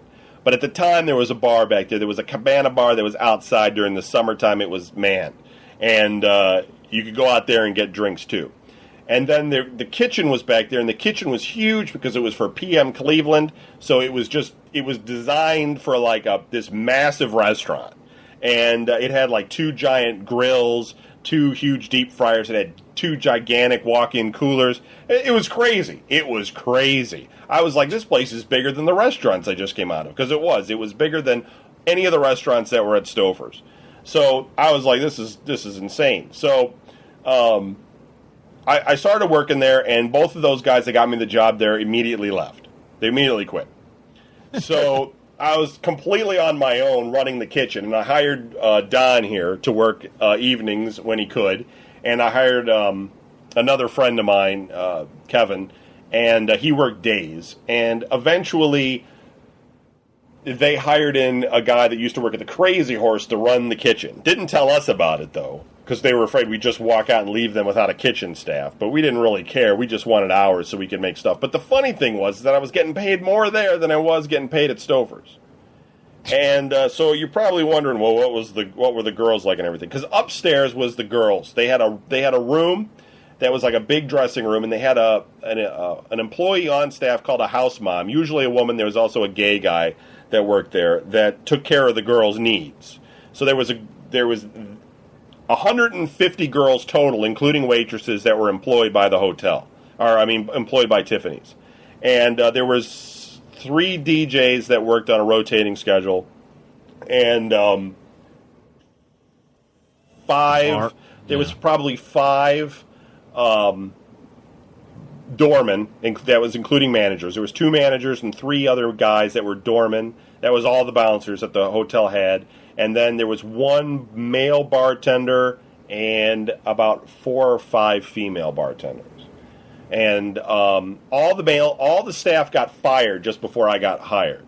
They had a management shakeup, and this guy Dwayne came in and fired everybody except for the dancers. Well, they called them entertainers, and myself and the 1 male bartender. Everybody else got shit canned, and so it was kind of tension at the time. And basically, the way it worked was that during the day, there was about 20 girls that would work during the day, and most of the girls that worked during the day were moms. They were still hot, but they were like moms who that would just work, and so they weren't all into the. I mean, you'd never really know, but most of them weren't all into the seedy side of what it is to be a stripper. And then at nighttime, you had the other 100. And they wouldn't all work every night. And Saturdays and stuff, it'd be crowded. And you could expect to see between 50 and 60 girls on working a night. And that's just the dancers. And then you'd have anywhere, I don't know, another 20 waitresses. And so they would just be all over the floor. And you weren't allowed to interact with them for the most part. You could not. Like, we couldn't just be like, hey, baby, what's going on? Because forget about it, But we'd still, sometimes they didn't want to be on the floor. They're forced to, but they didn't want to be, because you never know. There's probably some guy there that's all fucking, all hanging on him and stuff. Right. And so they would try to hide. They'd go in, like, the dressing room. They'd go into the gift shop, and sometimes they'd come into the kitchen and pretend like they're asking us something to eat. And they'd be topless, just talking to us. And we'd just be like, because, I don't know, you get used to it in a way. You just be like, whoa, So you'd be talking to them and everything, and we were not allowed to date them. If you dated them, you get fired. If you talk to all the barbacks did. Yeah, right. Well, yeah, people dated. I mean, because the minute you tell people you can't date, everybody's dating. That's just how it is. So, they weren't allowed back there to talk to us. But then we'd have basically celebrities that would come in. Howard Stern came there, and we'd have porn stars come in, like Savannah before she killed herself. Terry Weigel was there at the time. She was big. She was the only Playboy bunny that ever did porn. And we'd have Penthouse pets and Playboy people, and they'd come in and they do features. And, it's all just dancing for tips and stuff like that. And so you get people, sometimes they'd come into the kitchen and they'd talk to you, and they're really down to earth. I mean, you'd be surprised. Like, you would think that, like, I don't know, that they'd be all fucking crack and shit. Right. They're just talking to you like they're just naked. Or sometimes, and they're just, like, talking to you, like, blah, blah, blah. And I was talking to, like, Terry Weigel about dating one of the princes of, I don't know, was it Monaco or something like that, and she was telling me about it and stuff. And it's like, you're just like, this is so, like later on, like, when you're just, like, at home and stuff, you're thinking about it later, and you're like, what am I doing? I just talked to a naked Terry Weigel. I did that, too. It was just funny. This is so crazy. It was just so fucked up. So, I eventually, though, I got tired of cooking because I wanted to be on because like Don said, all the bar bags were dating the strippers, and the strippers were hot.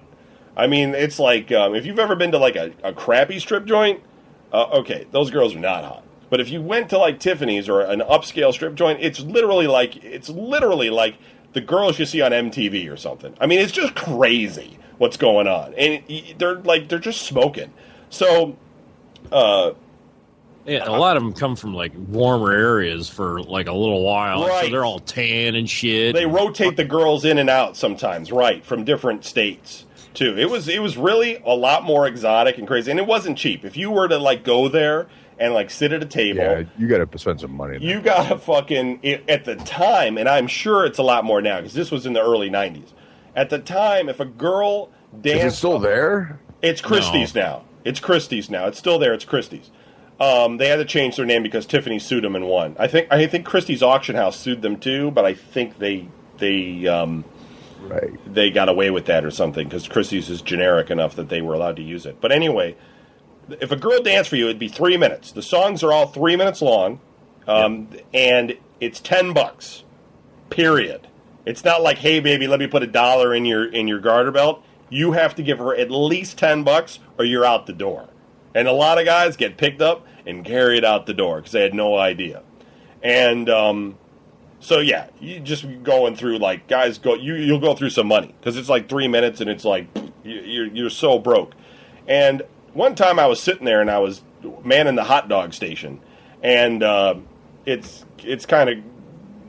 We had it's a like little happy hour type. Yeah, and there's a little hot dog thing there, and you just have to make sure that somebody pays $1 to get their hot. It was at the time it was stupid, but whatever. I just had to sit there and do it, and I didn't care because I can watch the show. And this girl walks out into the lobby, and she pulls the fire alarm, and she comes back in, sits down and stuff, and the manager comes downstairs and he shuts off the fire alarm, and he's like, "Hey, you come here," and he's like telling her to come over. And so she comes over and she's like flipping these hundreds in front of him. And he's like, "Why did you just do that?" And she's like, "That guy over there gave me $1,000 to pull the fire alarm." And I'm sitting there and I'm like, I'm getting $7.50 an hour. Right. Yeah. And she just got $1,000 to just do that. Something stupid. And that's how it was. This one girl, she got a GMC Jimmy. A guy bought her like a brand new car. And she got like this big diamond ring and stuff. And Kevin Vinoy had the best line. She was like, she was like, "See what this guy just gave me?" And Kevin Vinoy goes, "Boy, I sure wish I got free stuff for doing nothing." Because it's true. I mean, they got ridiculous amounts of like gifts and cash for doing it. It was really, but the turnover for these girls is really high. It's it's like the people that get into that line of work are not always obviously the most workaholic type, gonna show up every day type of thing. Girls would get busted for snorting coke in the bathroom, but there was an undercover cop, and they did bring in drug dogs all the time. Not like in the middle of the day or something. Fucking you're watching the show. In the middle of the show, you'd be like getting fucking mauled by a dog. Your fucking pants pocket gets ripped off. What the fuck? It wasn't fucking like that, but there was a cop that would be there at night, and they would switch them at different times because they would look to see what was going on, and the floorman would sometimes bust girls trying to sneak guys into the bathroom for who knows what, and it never, there's no champagne. There was an upstairs that would have bachelor parties and stuff, but there was no champagne room, and there was no funky stuff going on. I mean, maybe managers doing girls in the offices, that's possible. But as far as like a customer coming in, when you told me you had that job, I'm just like, what? Yeah, anything crazy going on just didn't happen. It's not as glorious as you think it is either. It's not, but it's cool. The job was hard as hell. Yeah, the good thing is you had something to talk about. Right. Well, and so it was. And there's a lot of hot chicks. It was cool. It was cooler for me. I'll just say this because Don had to get up at the crack of dawn, so he couldn't go out at night. But I was able to go out at night. And what was good about that was that the clubs that were down in the flats, if they knew you worked at Tiffany's, would let you into VIP. So we were always fucker. Yeah, so we were always hanging out and it was always good because when you were in VIP, you were with all the girls and all the girls that were hot because they were strippers, and you'd be hanging out with you and stuff. And other guys would be looking at you and they'd be like, "Why are you hanging out with all these hot chicks? Because you shouldn't be." And I'd be like, "I know I shouldn't be, but I am. So fuck it." I am, and you're not. Fuck you. Right. Don't even ask. I have no idea, So, and these guys that were my friends, like, some of these guys were not, like if you're a guy and you're down on your luck and you would always wanted to date like a really hot girl and you don't want to bring her home to your parents, these guys that I know were like that, and they dated some outstanding looking girls because of where they worked. And when you are one of like 6 guys that works with 150 girls, you're gonna get the hookup. I mean, you just are. Eventually, it's gonna happen for you. So it was a cool job to work at in my 20s, but I then went to work my first computer job after that because, as fun as it was a dangerous job. There were a lot of fights that went on there, and like the managers would get like completely like the one he started the fight, and these karate guys completely worked my boss. Oh, it was great. And he went to the hospital, and he was all fucked up, and just went outside. I think they kicked his teeth in and everything. These guys, he picked the fight with the wrong guys, and at one point the manager got robbed. She was working in the morning, and these guys came in, I think, with a shotgun and tied her up in the office and robbed the safe. And there was fights all the time. It was just not, wasn't. Dude, every day I fucking worked there. I left about 11 when the kitchen closed. Every fucking day, the same bum would ask me for fucking money. Yeah, there was always bums in the I was there, parking lot. through 4 or 5 months, something around there? Yeah. And every fucking day, the last day I was going to quit, I got my check in cash, and that motherfucker was there. I'm like, dude, you have bugged me for fucking 5 fucking months every time I've come here. I'm like, God damn, I just gave him, I'm like, dude, I gave him a 20. I'm like, you earned it. He's like, thanks, man. I'm like, just get away from me. Well, the one time Dwayne, like the boss was like, he brought that guy in because he was like, because the guy was always like, I need to eat or something. So he was like, I'll give you a sandwich. So he sat him at the back of the bar and got the guy a sandwich and stuff. The guy just wants money probably for his heroin addiction or something. But and I'm sure that Dwayne knew that, but he was just like, you need a sandwich, buddy, because that's the way that guy was. Yeah, and he was just it was a crazy job. So now, Brian, Yeah. At what point did you stop working at these bullshit jobs and decide that truck driving was the thing for you? That's what I was cooking. I was cooking at Chester's, and I was cooking at Tony Roma's. Okay, and it was like, I remember that. Yeah, Chester's was like new. Everything was brand new. They just built the place. It was, really kind of I don't want to say a snazzy place, but it was like, it was a pretty cool job. And Tony Roma's have been there forever, so it was like it was like working in a fine dining establishment and then going to like, some seedy bar, where half the guys you're working with, they're Italian. They're just looking at you like, hey, you're going to go over there and you're going to work on the you're going to work at the fryer. And I'm like, Jesus Christ, I'm back at Taco Bell. God damn. It was nuts. So, I fucking was doing both those jobs, and just like, I mean, you know what it's like when you're working and you're working like 12, 14 hours a day, back to back. You're fucking dying. You're just like, I can't do this anymore. This is totally kicking my fucking ass. And I remember I got home, and it was between jobs, and that's when I was living with my wife, and I were living with her brother and his girlfriend, and it was like, that was then? No, yeah, you were driving before that because you were driving Warner when you were living with Lori, right? But it was the same time zone, dude. Right? It was like I was sitting at home, and then the Hamrick truck driving school commercial. And they make it look all pretty and just, be your own boss. I lived in Fairview. I almost fell for that one myself. I lived in Fairview when you were driving the Switcher. I mean, you were definitely with Lori when you started the truck driving. Yeah, I'm not saying I wasn't married, dude. I'm just saying that we were living with her brother, right? Oh, her brother. I thought you meant me. I'm sorry. Go ahead. No. My bad. Go on. Yeah. So. So like that ain't till like years later and shit. I don't know what the hell you're talking about. I know. It was really kind of a crazy fucking.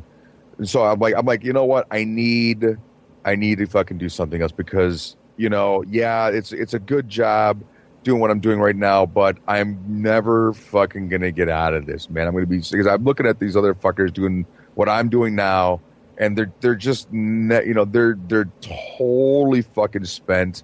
They're most of them are cooks are like they're drunks. Yeah, I was well on my way to fucking becoming a drunk. I'm like I'm fucking done being I'm like I've got it. I'm married, got a kid. I'm like I can't do this anymore. I need to fucking honest to God get off my dead ass and get a real job and really fucking get it together. And I'm like, and really, how hard can truck driving be? I had no fucking idea, man. The only time I actually started to get how difficult truck driving was going to be is, they take you out when you finally are able to go on the driving experience, which is completely fucking terrifying because it's not just you and a trainer. You've got two other guys that, you have to drive with too. And if you're lucky, the other two guys are about as good as yourself. They have a pretty good idea of how to drive a fucking truck.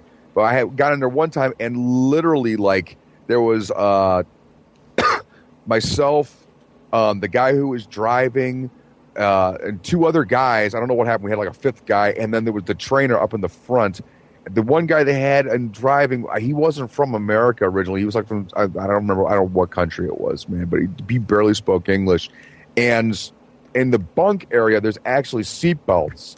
So the two other guys had seatbelts, and I had a broken seatbelt. I was like fucking Ulysses, man. I like totally tied myself into the back of the fucking truck. So I mean, the bunk, so that if when we crashed into something, because I knew we were going to die at any given fucking minute, the way this guy drove, at least there'd be something to hold my corpse in the fucking truck so that my body could be found. Man, it was just horrifying.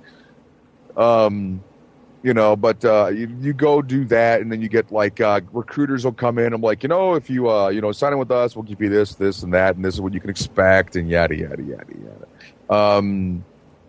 It's it's basically we went to a I knew what we were in for because we went to a truck stop. First truck stop I ever went to. I think it was like off I-76. There used to be a 76 truck stop over there. I don't know what the fuck it is now because all the 76s are gone. They got bought up by Truck Stops of America. Nobody cares. Go on. Doesn't matter. Yeah, and I fucking went in there, dude, and the first thing I noticed was how goddamn tired everybody. They were the most tired-looking fucking people I've ever seen in my life. I mean, they literally were just sitting there like... I remember when I was in the Navy and dudes would get off watch, right, and they'd be all just beat to fucking death, from sitting there for just like, they were up all night on watch. These guys, dude, they literally look like they haven't slept in a year. They're fucking big dark circles under their eyes. They order their food in their waitress, and then they just put their head down the table, and like 2 minutes later, I'm like, oh my fucking God. I'm like, man, the money had better be worth it because Jesus Christ, that's crazy. Look at these guys. They're dying in here, So I decided to go with Warner Enterprises at first because they had a 2.5 month training course. Most of the other guys are like, yeah, we'll train you for 2 weeks and then you're on your own. I'm like, bullshit, dude. I could barely control this thing. Are you crazy? So I went with them, and I actually ended up with my trainer for 3 months or 3.5 months. I'm sorry. I left in October and I came back Christmas. So, and I didn't see my family or nothing. We didn't make shit, dude. It was fucking horrible. Otherwise, after that, I mean, then I was just never home. So, how that story goes. What was like the first time you fucking drove one, like in class? I mean, I can't even imagine it as being. Or Well, like the first time you went down like a fucking Road? no, construction zone. Like it's Well, only they like did- 8 they feet do- wide and shit. No, dude, you didn't go. It wasn't like fucking. They took you up on back roads where you couldn't see where the fuck you were going, or they did like the one test. Like I had this crotchety fucking driver who took us to fucking Canton. Okay, and Canton's a goddamn madhouse. Downtown Canton. I was like, holy fuck, it's all one way streets and shit. And fucking people there are complete cocksuckers, man. They're just like they cut right in front of you. I'm like, son of a bitch.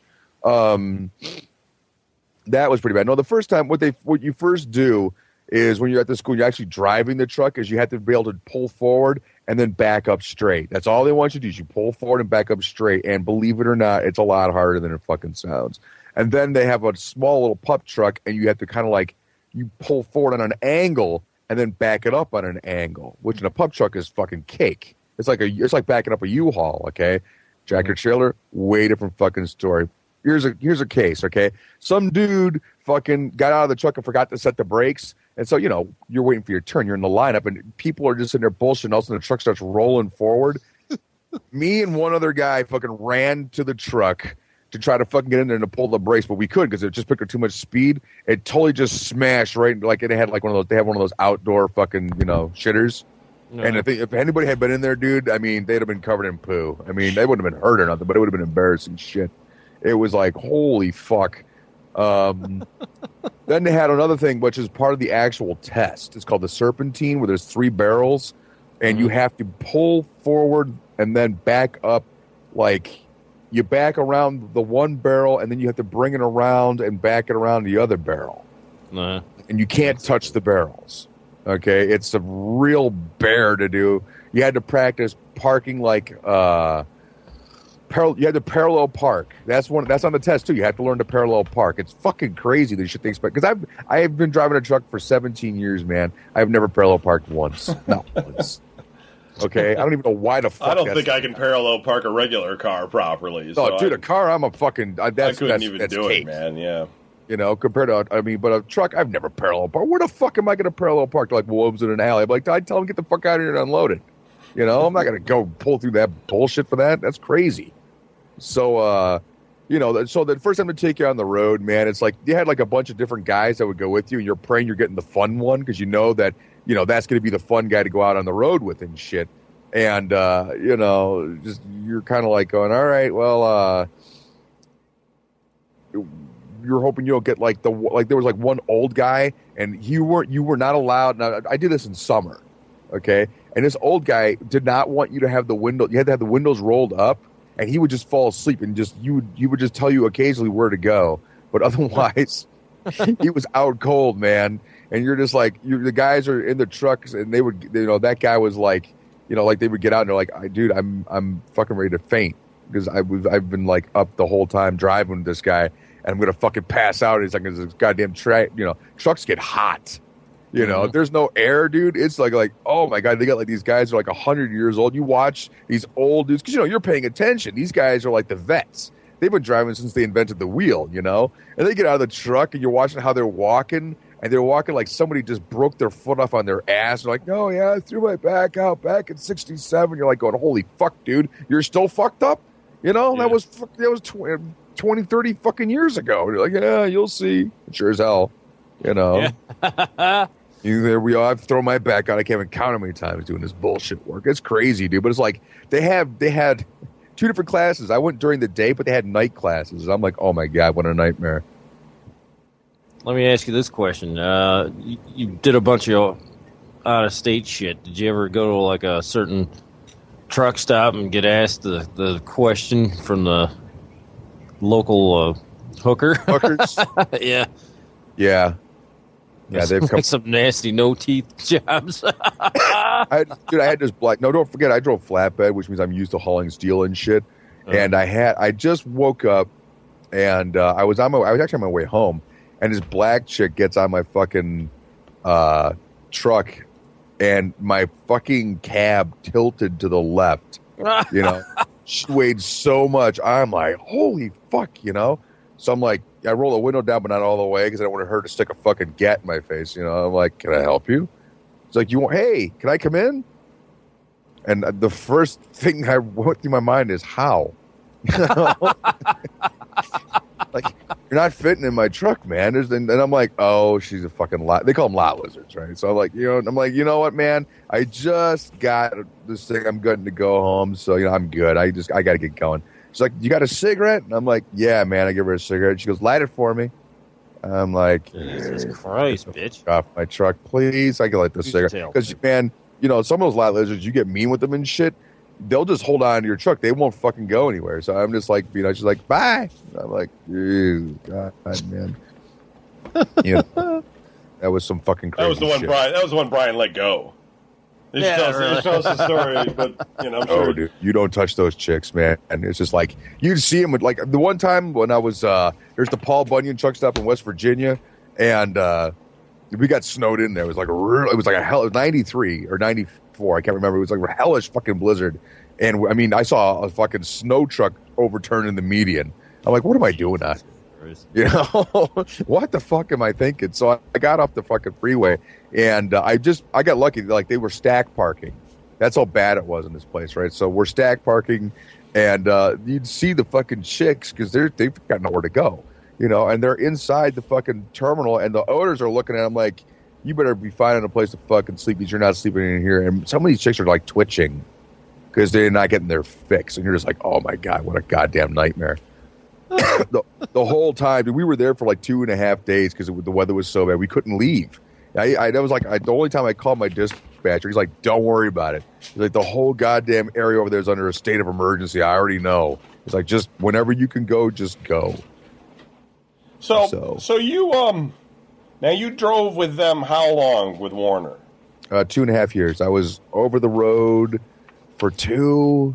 Which means I was coast to coast, and then I was Northeast Regional for 6 months, give or take, and that was basically Northeast Coast, which means New York City every week.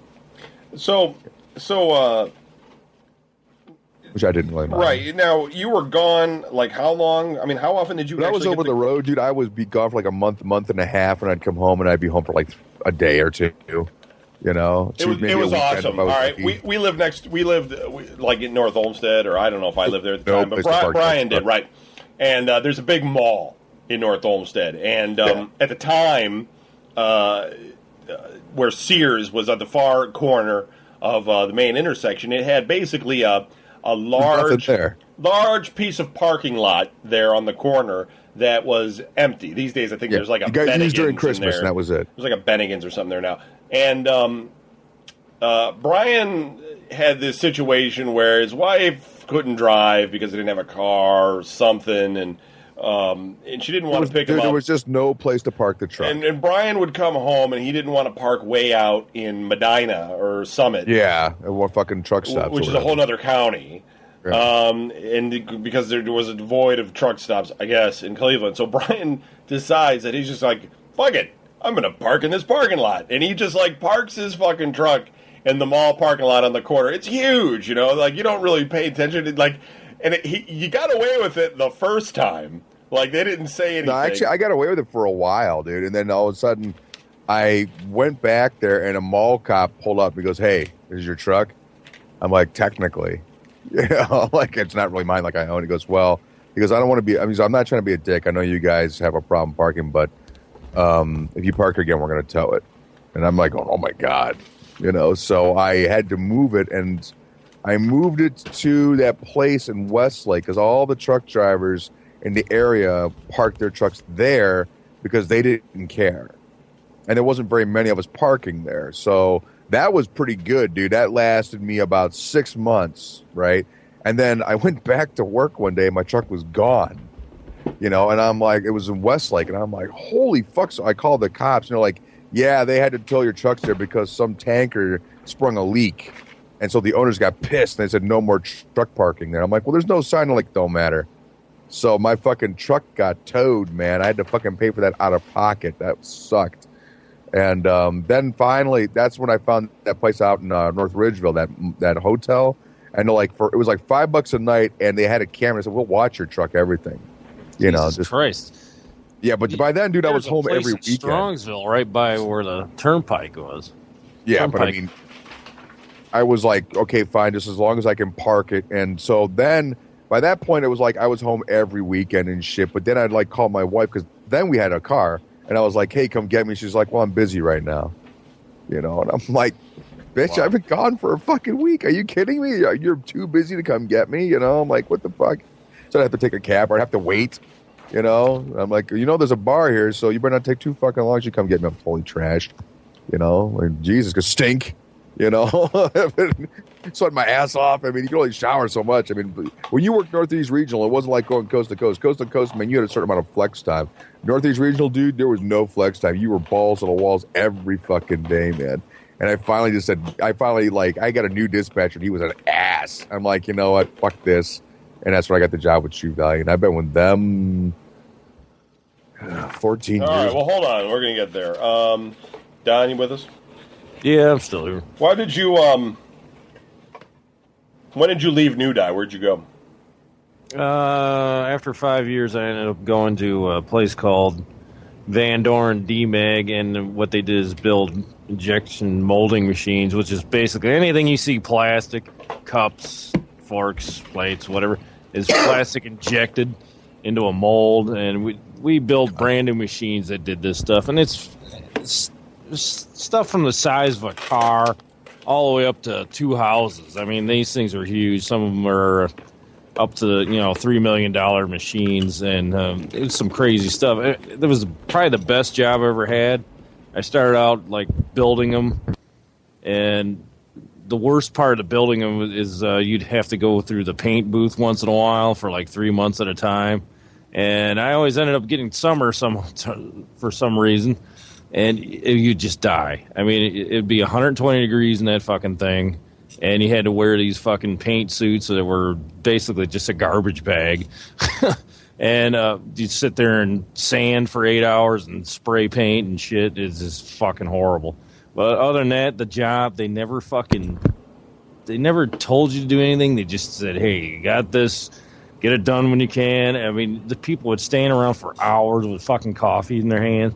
I mean, I made, like, when I started there, it was like $14. And when I left New Dye, I was making $8, so I was like a huge increase in pay there, and it was just fucking easy. But I was at that time they were working so much; it was like 7 days a week, 12 hours a day, and I had so much freaking money I didn't know what to do with. But I never had time to go do anything.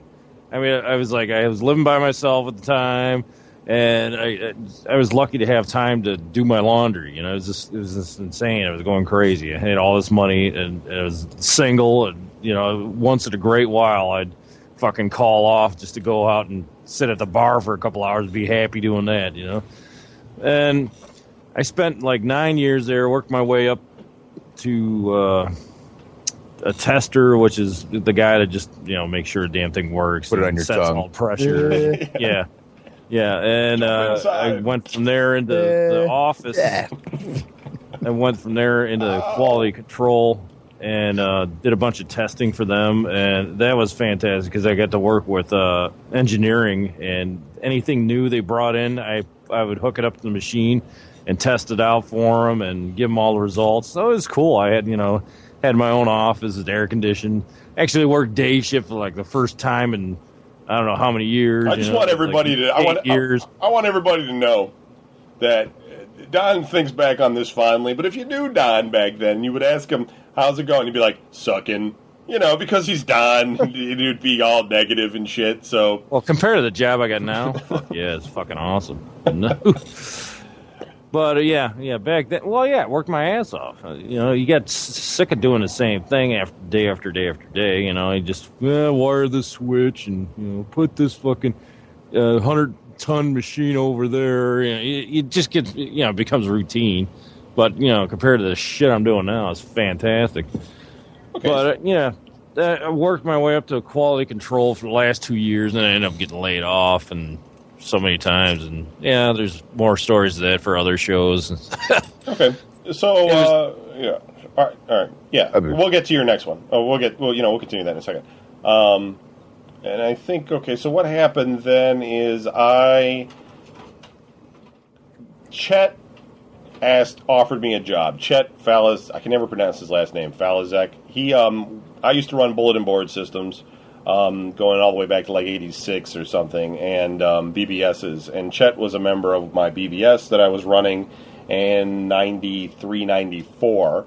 And I think it was like 93. And I said, anybody want to hire me? Even though I was still working at Tiffany's at the time, I was kind of being half kidding and stuff. But I knew that I had to get out of doing the strip joint type of thing. I mean, I had to get a real job. So he said, well, I work at this company, and we can give you like a job loading mag tapes, which are those reel-to-reel magnetic tapes and stuff. It doesn't pay that great or anything, but it's a cool job and all this kind of stuff. So I was like, okay, I'd never met Chet. I had no idea who the hell the guy even was. But it was it was an offer. So I went down there and I interviewed for the job, and I actually met Eric.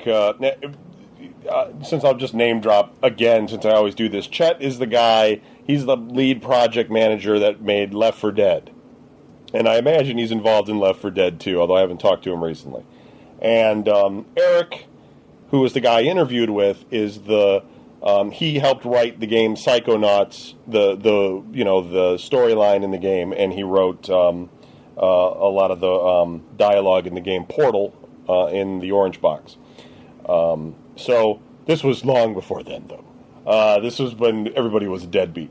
So I interviewed with Eric, and I got the job, and I worked in. We basically did mailing list work, which is people collect names and addresses. Like you call Pizza Hut, they get your name and address. They keep your name and address. It goes on a database list, and they would send it to a central computer somewhere. They would write it to a mag tape. We would load these mag tapes in, and the data was always non-standard. You know, it was like a. They didn't have back then standardized databases. You know, there was all different kinds of ways that people were keeping their data organized. And Eric wrote a program that kind of structured it, and you would load in this data off the mag tapes. And sometimes it was a real fucking battle. Let me tell you, these mag tape, this whole thing is nothing like it is today. And we would bring this data in, and then we would manipulate it, clean it up, because, you know, a lot of times where it would be like, where the name would be somebody like that would work at Pizza would write in something like "lady was a bitch," you know, so you had to get that out of there because you got to mail, this was all being done so you could mail coupon out, you know, and you can't have on the name, you know, "lady was a cunt" or something, because that's how it would show up in their thing. Yeah, so, it wouldn't go very well. Right, so we had a lot of tools that would inspect for this kind of stuff, and then we did a lot of hand cleaning, and we learned how to code a lot of routines because we would write our own programs to help aid us in this, in order to make a lot of hotkeys and stuff like that, and you really pick up a lot of speed as far as like learning to type and manipulate a lot of the control keys in order to cut, copy, and paste and things like that in order to remove stuff and switch fields around, because you'd find addresses in the zip and, you know, the zip in the address field. It was horrible.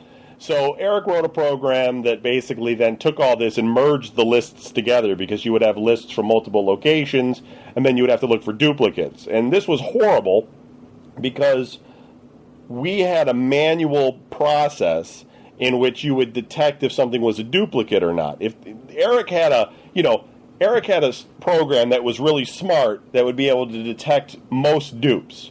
But when you're dealing with millions of things, sometimes the computer wasn't quite sure if it was a duplicate or not, because one would be like, say, the name would be like R. James on 15 Potomac Road, and another one would be like Richard James on 15 Potomac Avenue. And you would have to kind of like look at that and go, well, that's probably a duplicate. And that, you would do like 5,000 of those, your brain would be leaking out of your ears. Yeah. Because it's so boring, and it's like you really have to like pay attention. You have to like kind of look at both and be like, is that, okay, that's a dupe. And you hit the button, and then you go to the next one. Not a dupe. And if you got like 5,000 of those, dude, it'd take you like all the time. But then they wanted them done really quick. They'd be like, hurry up, you know, and stuff like that. So it was shitty. But it was also like the honeycomb hideout, because like at nighttime, I work nights, management would all leave, and then we'd just sit around and play like Magic the Gathering, or we'd play like Doom or Quake on the PCs that were there, and then we'd call up friends and have friends come up, and we'd play like Red Alert, and Don Anderson would come up with his friends, and we'd play Red Alert and stuff on the work machines, and it just depended on how much work had to be done. So it was a cool job. It was funny when I was in the interview process, though. Eric asked me, he was like, Eric and Chet were like, do you really want this job? Because it was only going to pay $5 an hour, and I was getting $7.50 plus tips at Tiffany's. And plus, I was like, you know, I was working with all the strippers. So they're like, you really want to leave all that to come work here? And I was like, yeah, you know, I was retarded. So I worked that, and see, I want to make sure we get our timelines straight. I worked there until 98. Brian, when did you start working in True Value? Oh God, 96 maybe 97. I Okay, can't remember. so you started working at True Value, and that was keeping you local, right? That's like Yeah. over like to Pennsylvania, Michigan. You guys don't go to Indiana, do you? Yeah, Oh, you do. All right. Where so all, where all do you only on go? like the side or something. Where all do you go then? Is that just it? Ohio, Kentucky, West Oh, yeah. Virginia, New York, Pennsylvania. I mean, we don't go to New York City, but I mean, we go pretty far in. So it's all overnight though. Like you stay one night and then come back. Yeah, sometimes. there's very few that you'll be out to unless there's something weird going on. So Brian worked there for a while, and then he started to operate the switcher. Brian, tell everybody what the switcher is. This is the yard horse. Basically, that's what picks up the trailer, moves it around in the yard. You don't need a truck doing that all the time. It's just a huge pain in the ass. So we'll just pick it up and lower it down. And I was going through that's my probation. Okay, you get on probation for like 3 months, and I'm like, I don't want to fuck it up because if I get fired from that job, I didn't know where the hell I was going to go. And I went out, and if you took the switcher job, you had to back then because the job is just really boring. You had to take it for a year. And I'm like, fuck it, I'll do this for a year because it still paid better than my last job. Driving for Warner was like great truck, shitty pay. So, they were paying me by the hour. And like, I'll be working nights, which isn't too bad. So I was like, okay, cool. I'll totally get into that. And it was the most boring job I've ever had. But what was cool about it was that it was like second shift, and then Brian could come over and party at my place for a while. So it was cool in that sense because Brian was a cool guy. Like, if you remember the beginning of this whole conversation, Brian was a guy that was like out partying with everybody. And then when he got this fucking trucking job, all that shit basically came to a screeching halt. I mean, he hung out with Larry and them and went role playing, all that kind of shit. But as far as like party night at Brian's house, I mean, he was done. He was gone. It was over. So then there was like this little bit of a reprieve where he got to come out for a while he was driving the switcher and hang out with us when he wasn't dead tired and going home because he had kids and shit. And then was out BFE. But then basically, yeah, he went back to overnight and or whatever it is, and then Don, you you left Van Dorn when? Oh shit, that was in 2003. Okay, hold on. So in like '98, just before like the beginning, so like late '97. Eric and Chet had both. Eric was still working at the company I was at, but Chet had left a long time ago. He had started his own business thing, kind of. He was working for another place, and then he kind of went off in his own thing and stuff. And Eric was kind of half doing work with him, and then half still working at the place we were at. And Eric had told me, he was like, "Hey, Chet's got a job for you. You should probably take it." And I didn't want to leave where I was. Yeah, wait, it was before you leave that job, you got to tell them the worst thing that happened there. Because it's the funniest damn story I ever heard from that fucking job. What, where the guy broke in? Yes. I think I've told this before, but while I was working there, like I worked at night, and I worked with just one other guy at the time. Later, that expanded a little bit, but I worked with just my boss, and it was just him and I. And sometimes my friend Tony would. He also worked there. He sometimes. At the time, he was trying to court his wife and his future wife, and she lived in Ireland. And sometimes he couldn't sleep, so he would work late. So that's a long story, but it's not important. Anyway, he was there in the building, and it was just us. And we had an indoor garage that you parked with a big garage door, and everybody parked inside of it. And bad part of town. Also. Yeah, it was a really bad part of town. And the windows are all bricked over. Right, and we were on the second floor, and it's a big warehouse. And so Tony parks inside, where it's relatively safe because it's a garage door and everything, And I'm sitting there and I'm typing away on the computers, and this place is really big. It's just really long. It's a big one of these old buildings in Cleveland, brick, and built probably in the 30s or 40s or something. And my boss comes in with a crowbar in his hand, and he's like, "Are you here by yourself?" And I'm looking at him, and I'm like, "Yeah." Like, what the fuck, Yeah, And he's like, you hear about yourself? What, are you going to kill me with that thing? he's like, yeah, well, I don't know what the hell he's talking about, and he's like, come with me, someone's in the building. And I'm like, someone's in the building, what the fuck does that mean, So now, we've had break-ins before, like we had a bum, but usually no one's in the building. Like, we're usually not there. And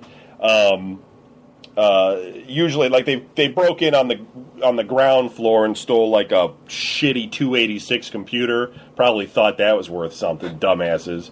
They used it for shipping. And then we had a guy break in and he stole a bag of Milky Way bars and a fax machine. And typically these guys are like, they're hobo-type people that, they're just looking to, whatever, eat. And they're just snatching something and running.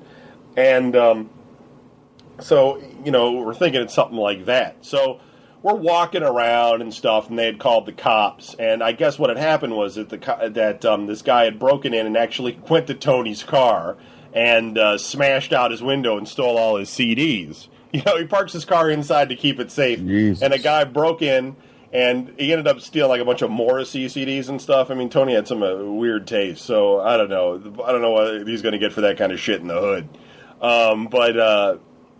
So the cops come, and these old buildings in Cleveland have these tunnels that run underground that kind of go for all like the how they used to do.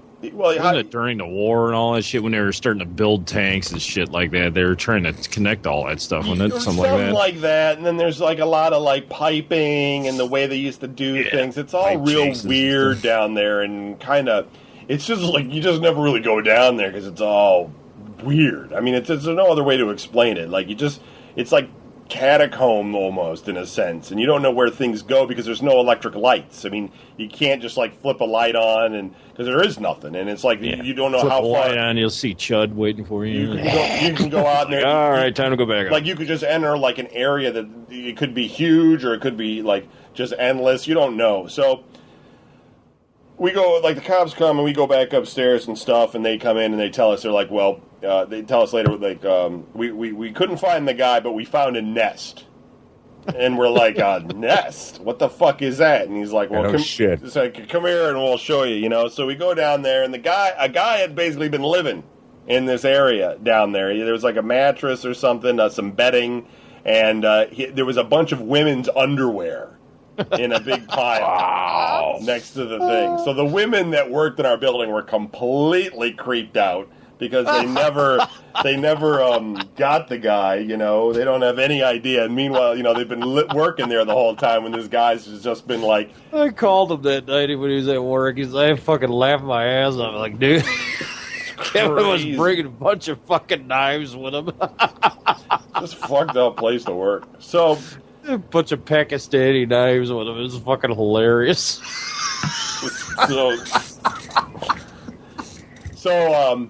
Yeah, it was not a good neighborhood, but we would still brave it. Like we would go out sometimes. It was basically in the middle of the hood, and we would go out and get food in the night. And during the daytime it'd be okay, but we worked nights, and like we would go get lunch around like 7 o'clock and stuff, and that's nighttime sometimes in the fall around here. And you would go out and like go to like McDonald's and stuff, and it wasn't like never anything bad happened or nothing, but. I drive past that place every day now. It's just not a very good place. So Eric told me, "Hey, there's this job for you. You should take it." And I didn't want to leave because it was like Honeycomb Hideout. I had friends there. I liked the place. It was easy work. I was getting along with everybody, but he was pretty adamant about it. He was like, "You should go." And then Chet told me about this other place, and I was like, "Well." I said, I don't know, maybe if they pay me like X number of dollars, I'll go. But it would have been a sizable increase. And so I went down to the interview at this other place, and I interviewed and I got the job. And they agreed to pay me what I wanted to get paid. So I was like, wow, it's fucking shocking because I didn't think I was worth that kind of money, and probably also because I was getting paid shit at the other place. So. I went to work there, and shortly after that, Eric quit that place, and then it went out of business. They basically it took about a year. It was one of those places where the original owner had sold it during the internet bubble, even though it wasn't really a data company, there was still a lot of data companies out there looking for this kind of work, and he had sold it, and the company came in, and then because whatever, it was 2001, and some of the bubbles were starting to pop, and probably was consolidating his assets. They were out of Texas anyway, and so they decided to just shut the door on it, close it up, fire everybody off, and liquidate it. So basically, Eric and Chet saved me my job by basically just moving me over to another company, where I worked for a while, and then where I still work. But let me point out that Chet and Eric had a big falling out with the company, and they left. Then I quit, and then I became a consultant for 6 years. So I still did a lot of work for them, though. Eventually was rehired about 3 or 4 years ago, and that's where I am today. So, Don, you left Van Dorn, and then you went to where you're at now, right? Is that right? No, I went to Jayco Manufacturing right, for yeah. 5 years, and it basically, instead of building brand new machines, I went into maintenance because there's no other jobs available in Cleveland for blue collar workers like myself.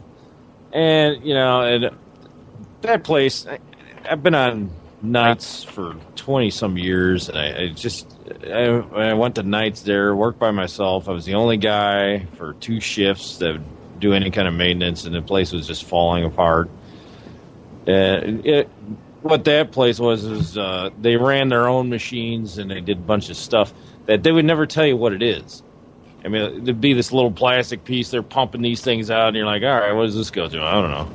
I'm like, none of it was any interesting. Not a fucking fake dildo or anything, or a comb or anything. You knew what it was. It was just shit. You just would go to a car part or something. And you're like, all right, whatever. Boring, Like a hinge or something, right? Yeah, stupid shit. You're like, oh. And then this place was so secretive. I mean, you were not allowed to talk to anybody. And on my first interview, I'm like, what? You telling me you can't talk to anybody? I'm like, I go, first of all, my jobs usually suck, and if I can't talk to anybody, it ain't going to work. I'm like, don't even hire me. Because, I was getting laid off every other week in the other place, but I still had a job at the moment. They're like, well, I think we're going to hire you anyway. I'm like, I'm telling you, I'm not going to stay quiet, They're like, well, that's the rules. I'm like, okay, I warned you, And so I went on to the second shift, and if they started talking to somebody, they'd give you a write-up. And they give you a write-up over stupid shit like if you walked in the door without your safety glasses on, you got a write-up. Even though your safety glasses are in your fucking locker on the other side of the building. You're like, you got to be kidding me. I'm going to get them right now. Nope, write-up. I was like, and this place fucking drive you nuts. And you couldn't talk to anybody. And I'm like, and the guy they had as a supervisor, I mean, he worked his ass off. And for all as I know, he's still doing it now. But he'd fucking be running around, sweating his ass off. And it took me a year and a half to get him to calm down to the point where, look, dude, they're fucking using you. I kept on telling them, they're using your ass because you're busting your ass and you're riding everybody and making them work their ass. And you're not getting any extra pay. It took me a year and a half to get him to calm down where everybody can just work a normal job without worrying about getting fired for talking. It was just crazy. And I was always bullshitting and swearing at the top of my lungs, trying to fix shit. And they were going through maintenance guys like it was like water on a bridge. It was just crazy. When I first got there was like 9 guys. And when I left, there was like me and one other guy. And I think that guy's by himself right now. But it's just insane. The way they ran that place. I mean, they used to have all these like picnics and things during the year where you all get up and go on the upper floor and you all eat together, and they start playing games like, you hold the water balloon between your knees and walk to the other side, and we're all looking at each other like, God damn, I'm how old, and I gotta sit there and watch this shit. And they try to get me to play this. I'm like, get the fuck away from me. I ain't playing no stupid kid game. Get away from me. All I want to do is eat. Leave me alone. Jesus. I can't even imagine. It's just, they treat you, and it was so pathetic there. They had, the biggest problem was this human resource woman thought she was God. And at the same time, she wanted to put all this cute stuff out there. So her idea was, well, we're going to have all these safety rules, and we're going to ask you safety questions. And if you get them right, you're going to get a candy bar that says Happy Safety Day or something on it. And this one black guy, she come in, she asks him a question. He goes, yeah, I know. It's this. And she hands him a candy bar. He goes, listen, lady. Take the candy bar and stick it up your fucking ass. I ain't no 5-year-old kid. I started, oh my God. It was gone. Naturally, they fired his ass, but I was laughing so hard I couldn't fucking breathe. I was, holy shit. I mean, it's just crazy people there. And then the boss on top of it. All your reviews were horrible. It didn't matter if you were the fucking golden boy. You had the worst review ever. I mean, I've never had a bad review anywhere I've ever gone until I got there. And I busted my ass, too. And I'm like, what? This is like the most unprofessional place I've ever seen in my life. We had a big pissing match. And I actually went back and had a meeting with him and some of the other people. And I wrote down a bunch of shit. And I said, you know what? I've never been treated like an absolute slave and disrespected and all this shit. And they're like, and I thought I was going to get fired for all this shit. And they're like, all right, we'll put that in account. Go back to work. I'm like, all right. So they left me alone after a while. Then I started getting away with murder. Because I said, you know what, fuck this. I'm the only guy that knows how to fix all these fucking machines. Yeah, I'm like the only guy that knows how to fix all these fucking machines problems. So I said, you know what? Yeah, they got sick of, they'd come up to me, Don, what the fuck you want now? I'd be screaming at people. So, now you know why I got this, like, anger issue. It's just, One of many. Just one of the reasons, yeah, exactly. Oh, it's because of your father. It's not because of that job. It's because your dad used to torture you. We know. It's all right. Oh, yeah, that too. My daughter's going to have the same problem. You torturing her now? Yep. Okay, well, yeah. So we try to get some stories out of our splendid careers, but that's everybody where we're at. It would have been interesting to have gone through Anderson's a little. Larry's would have been funny. Yeah, Larry. I don't all think the multiple firings. I don't think Larry's memory would work. Well, then again, it is Larry. He remembers everything, so he'd probably be able to tell us everything that he's ever done. So maybe in the future we will have those guys on and be able to talk about it. But this show's gone pretty long, so we'll wrap it up. Yeah, I was going to say, I got to get going. Because you're tired. Even though you don't got to work until tomorrow afternoon sometime. So. I used to think you have to work at like 3 in the morning. Show, or you got to do it yourself, huh? No, there's no sports. Because Don's not, Anderson's not here, neither is Larry, so I can't even wing it. So we're not going to do it. So it's no big deal. There's no Cleveland sports anywhere right now. It's just Indians. Yeah, no sports. All right. So everybody, thanks for. There's actually, I was going to do the closeout for video game news, but there actually isn't one. So thanks for listening to Midwest Publishing. See, now I've got it all fucked up. Oh my God! Thank you for Man Vets America. Yeah, thank you very much. Midwest Wasteland, and we'll do another one in a couple of weeks. I'm not sure what the next topic is, but I'll mention it on the next VGNR, and figure it out. Yeah, we'll be able to talk to you more then. God damn. Peeves. I'll be no, just kidding. All right. Peace. Later on. Later.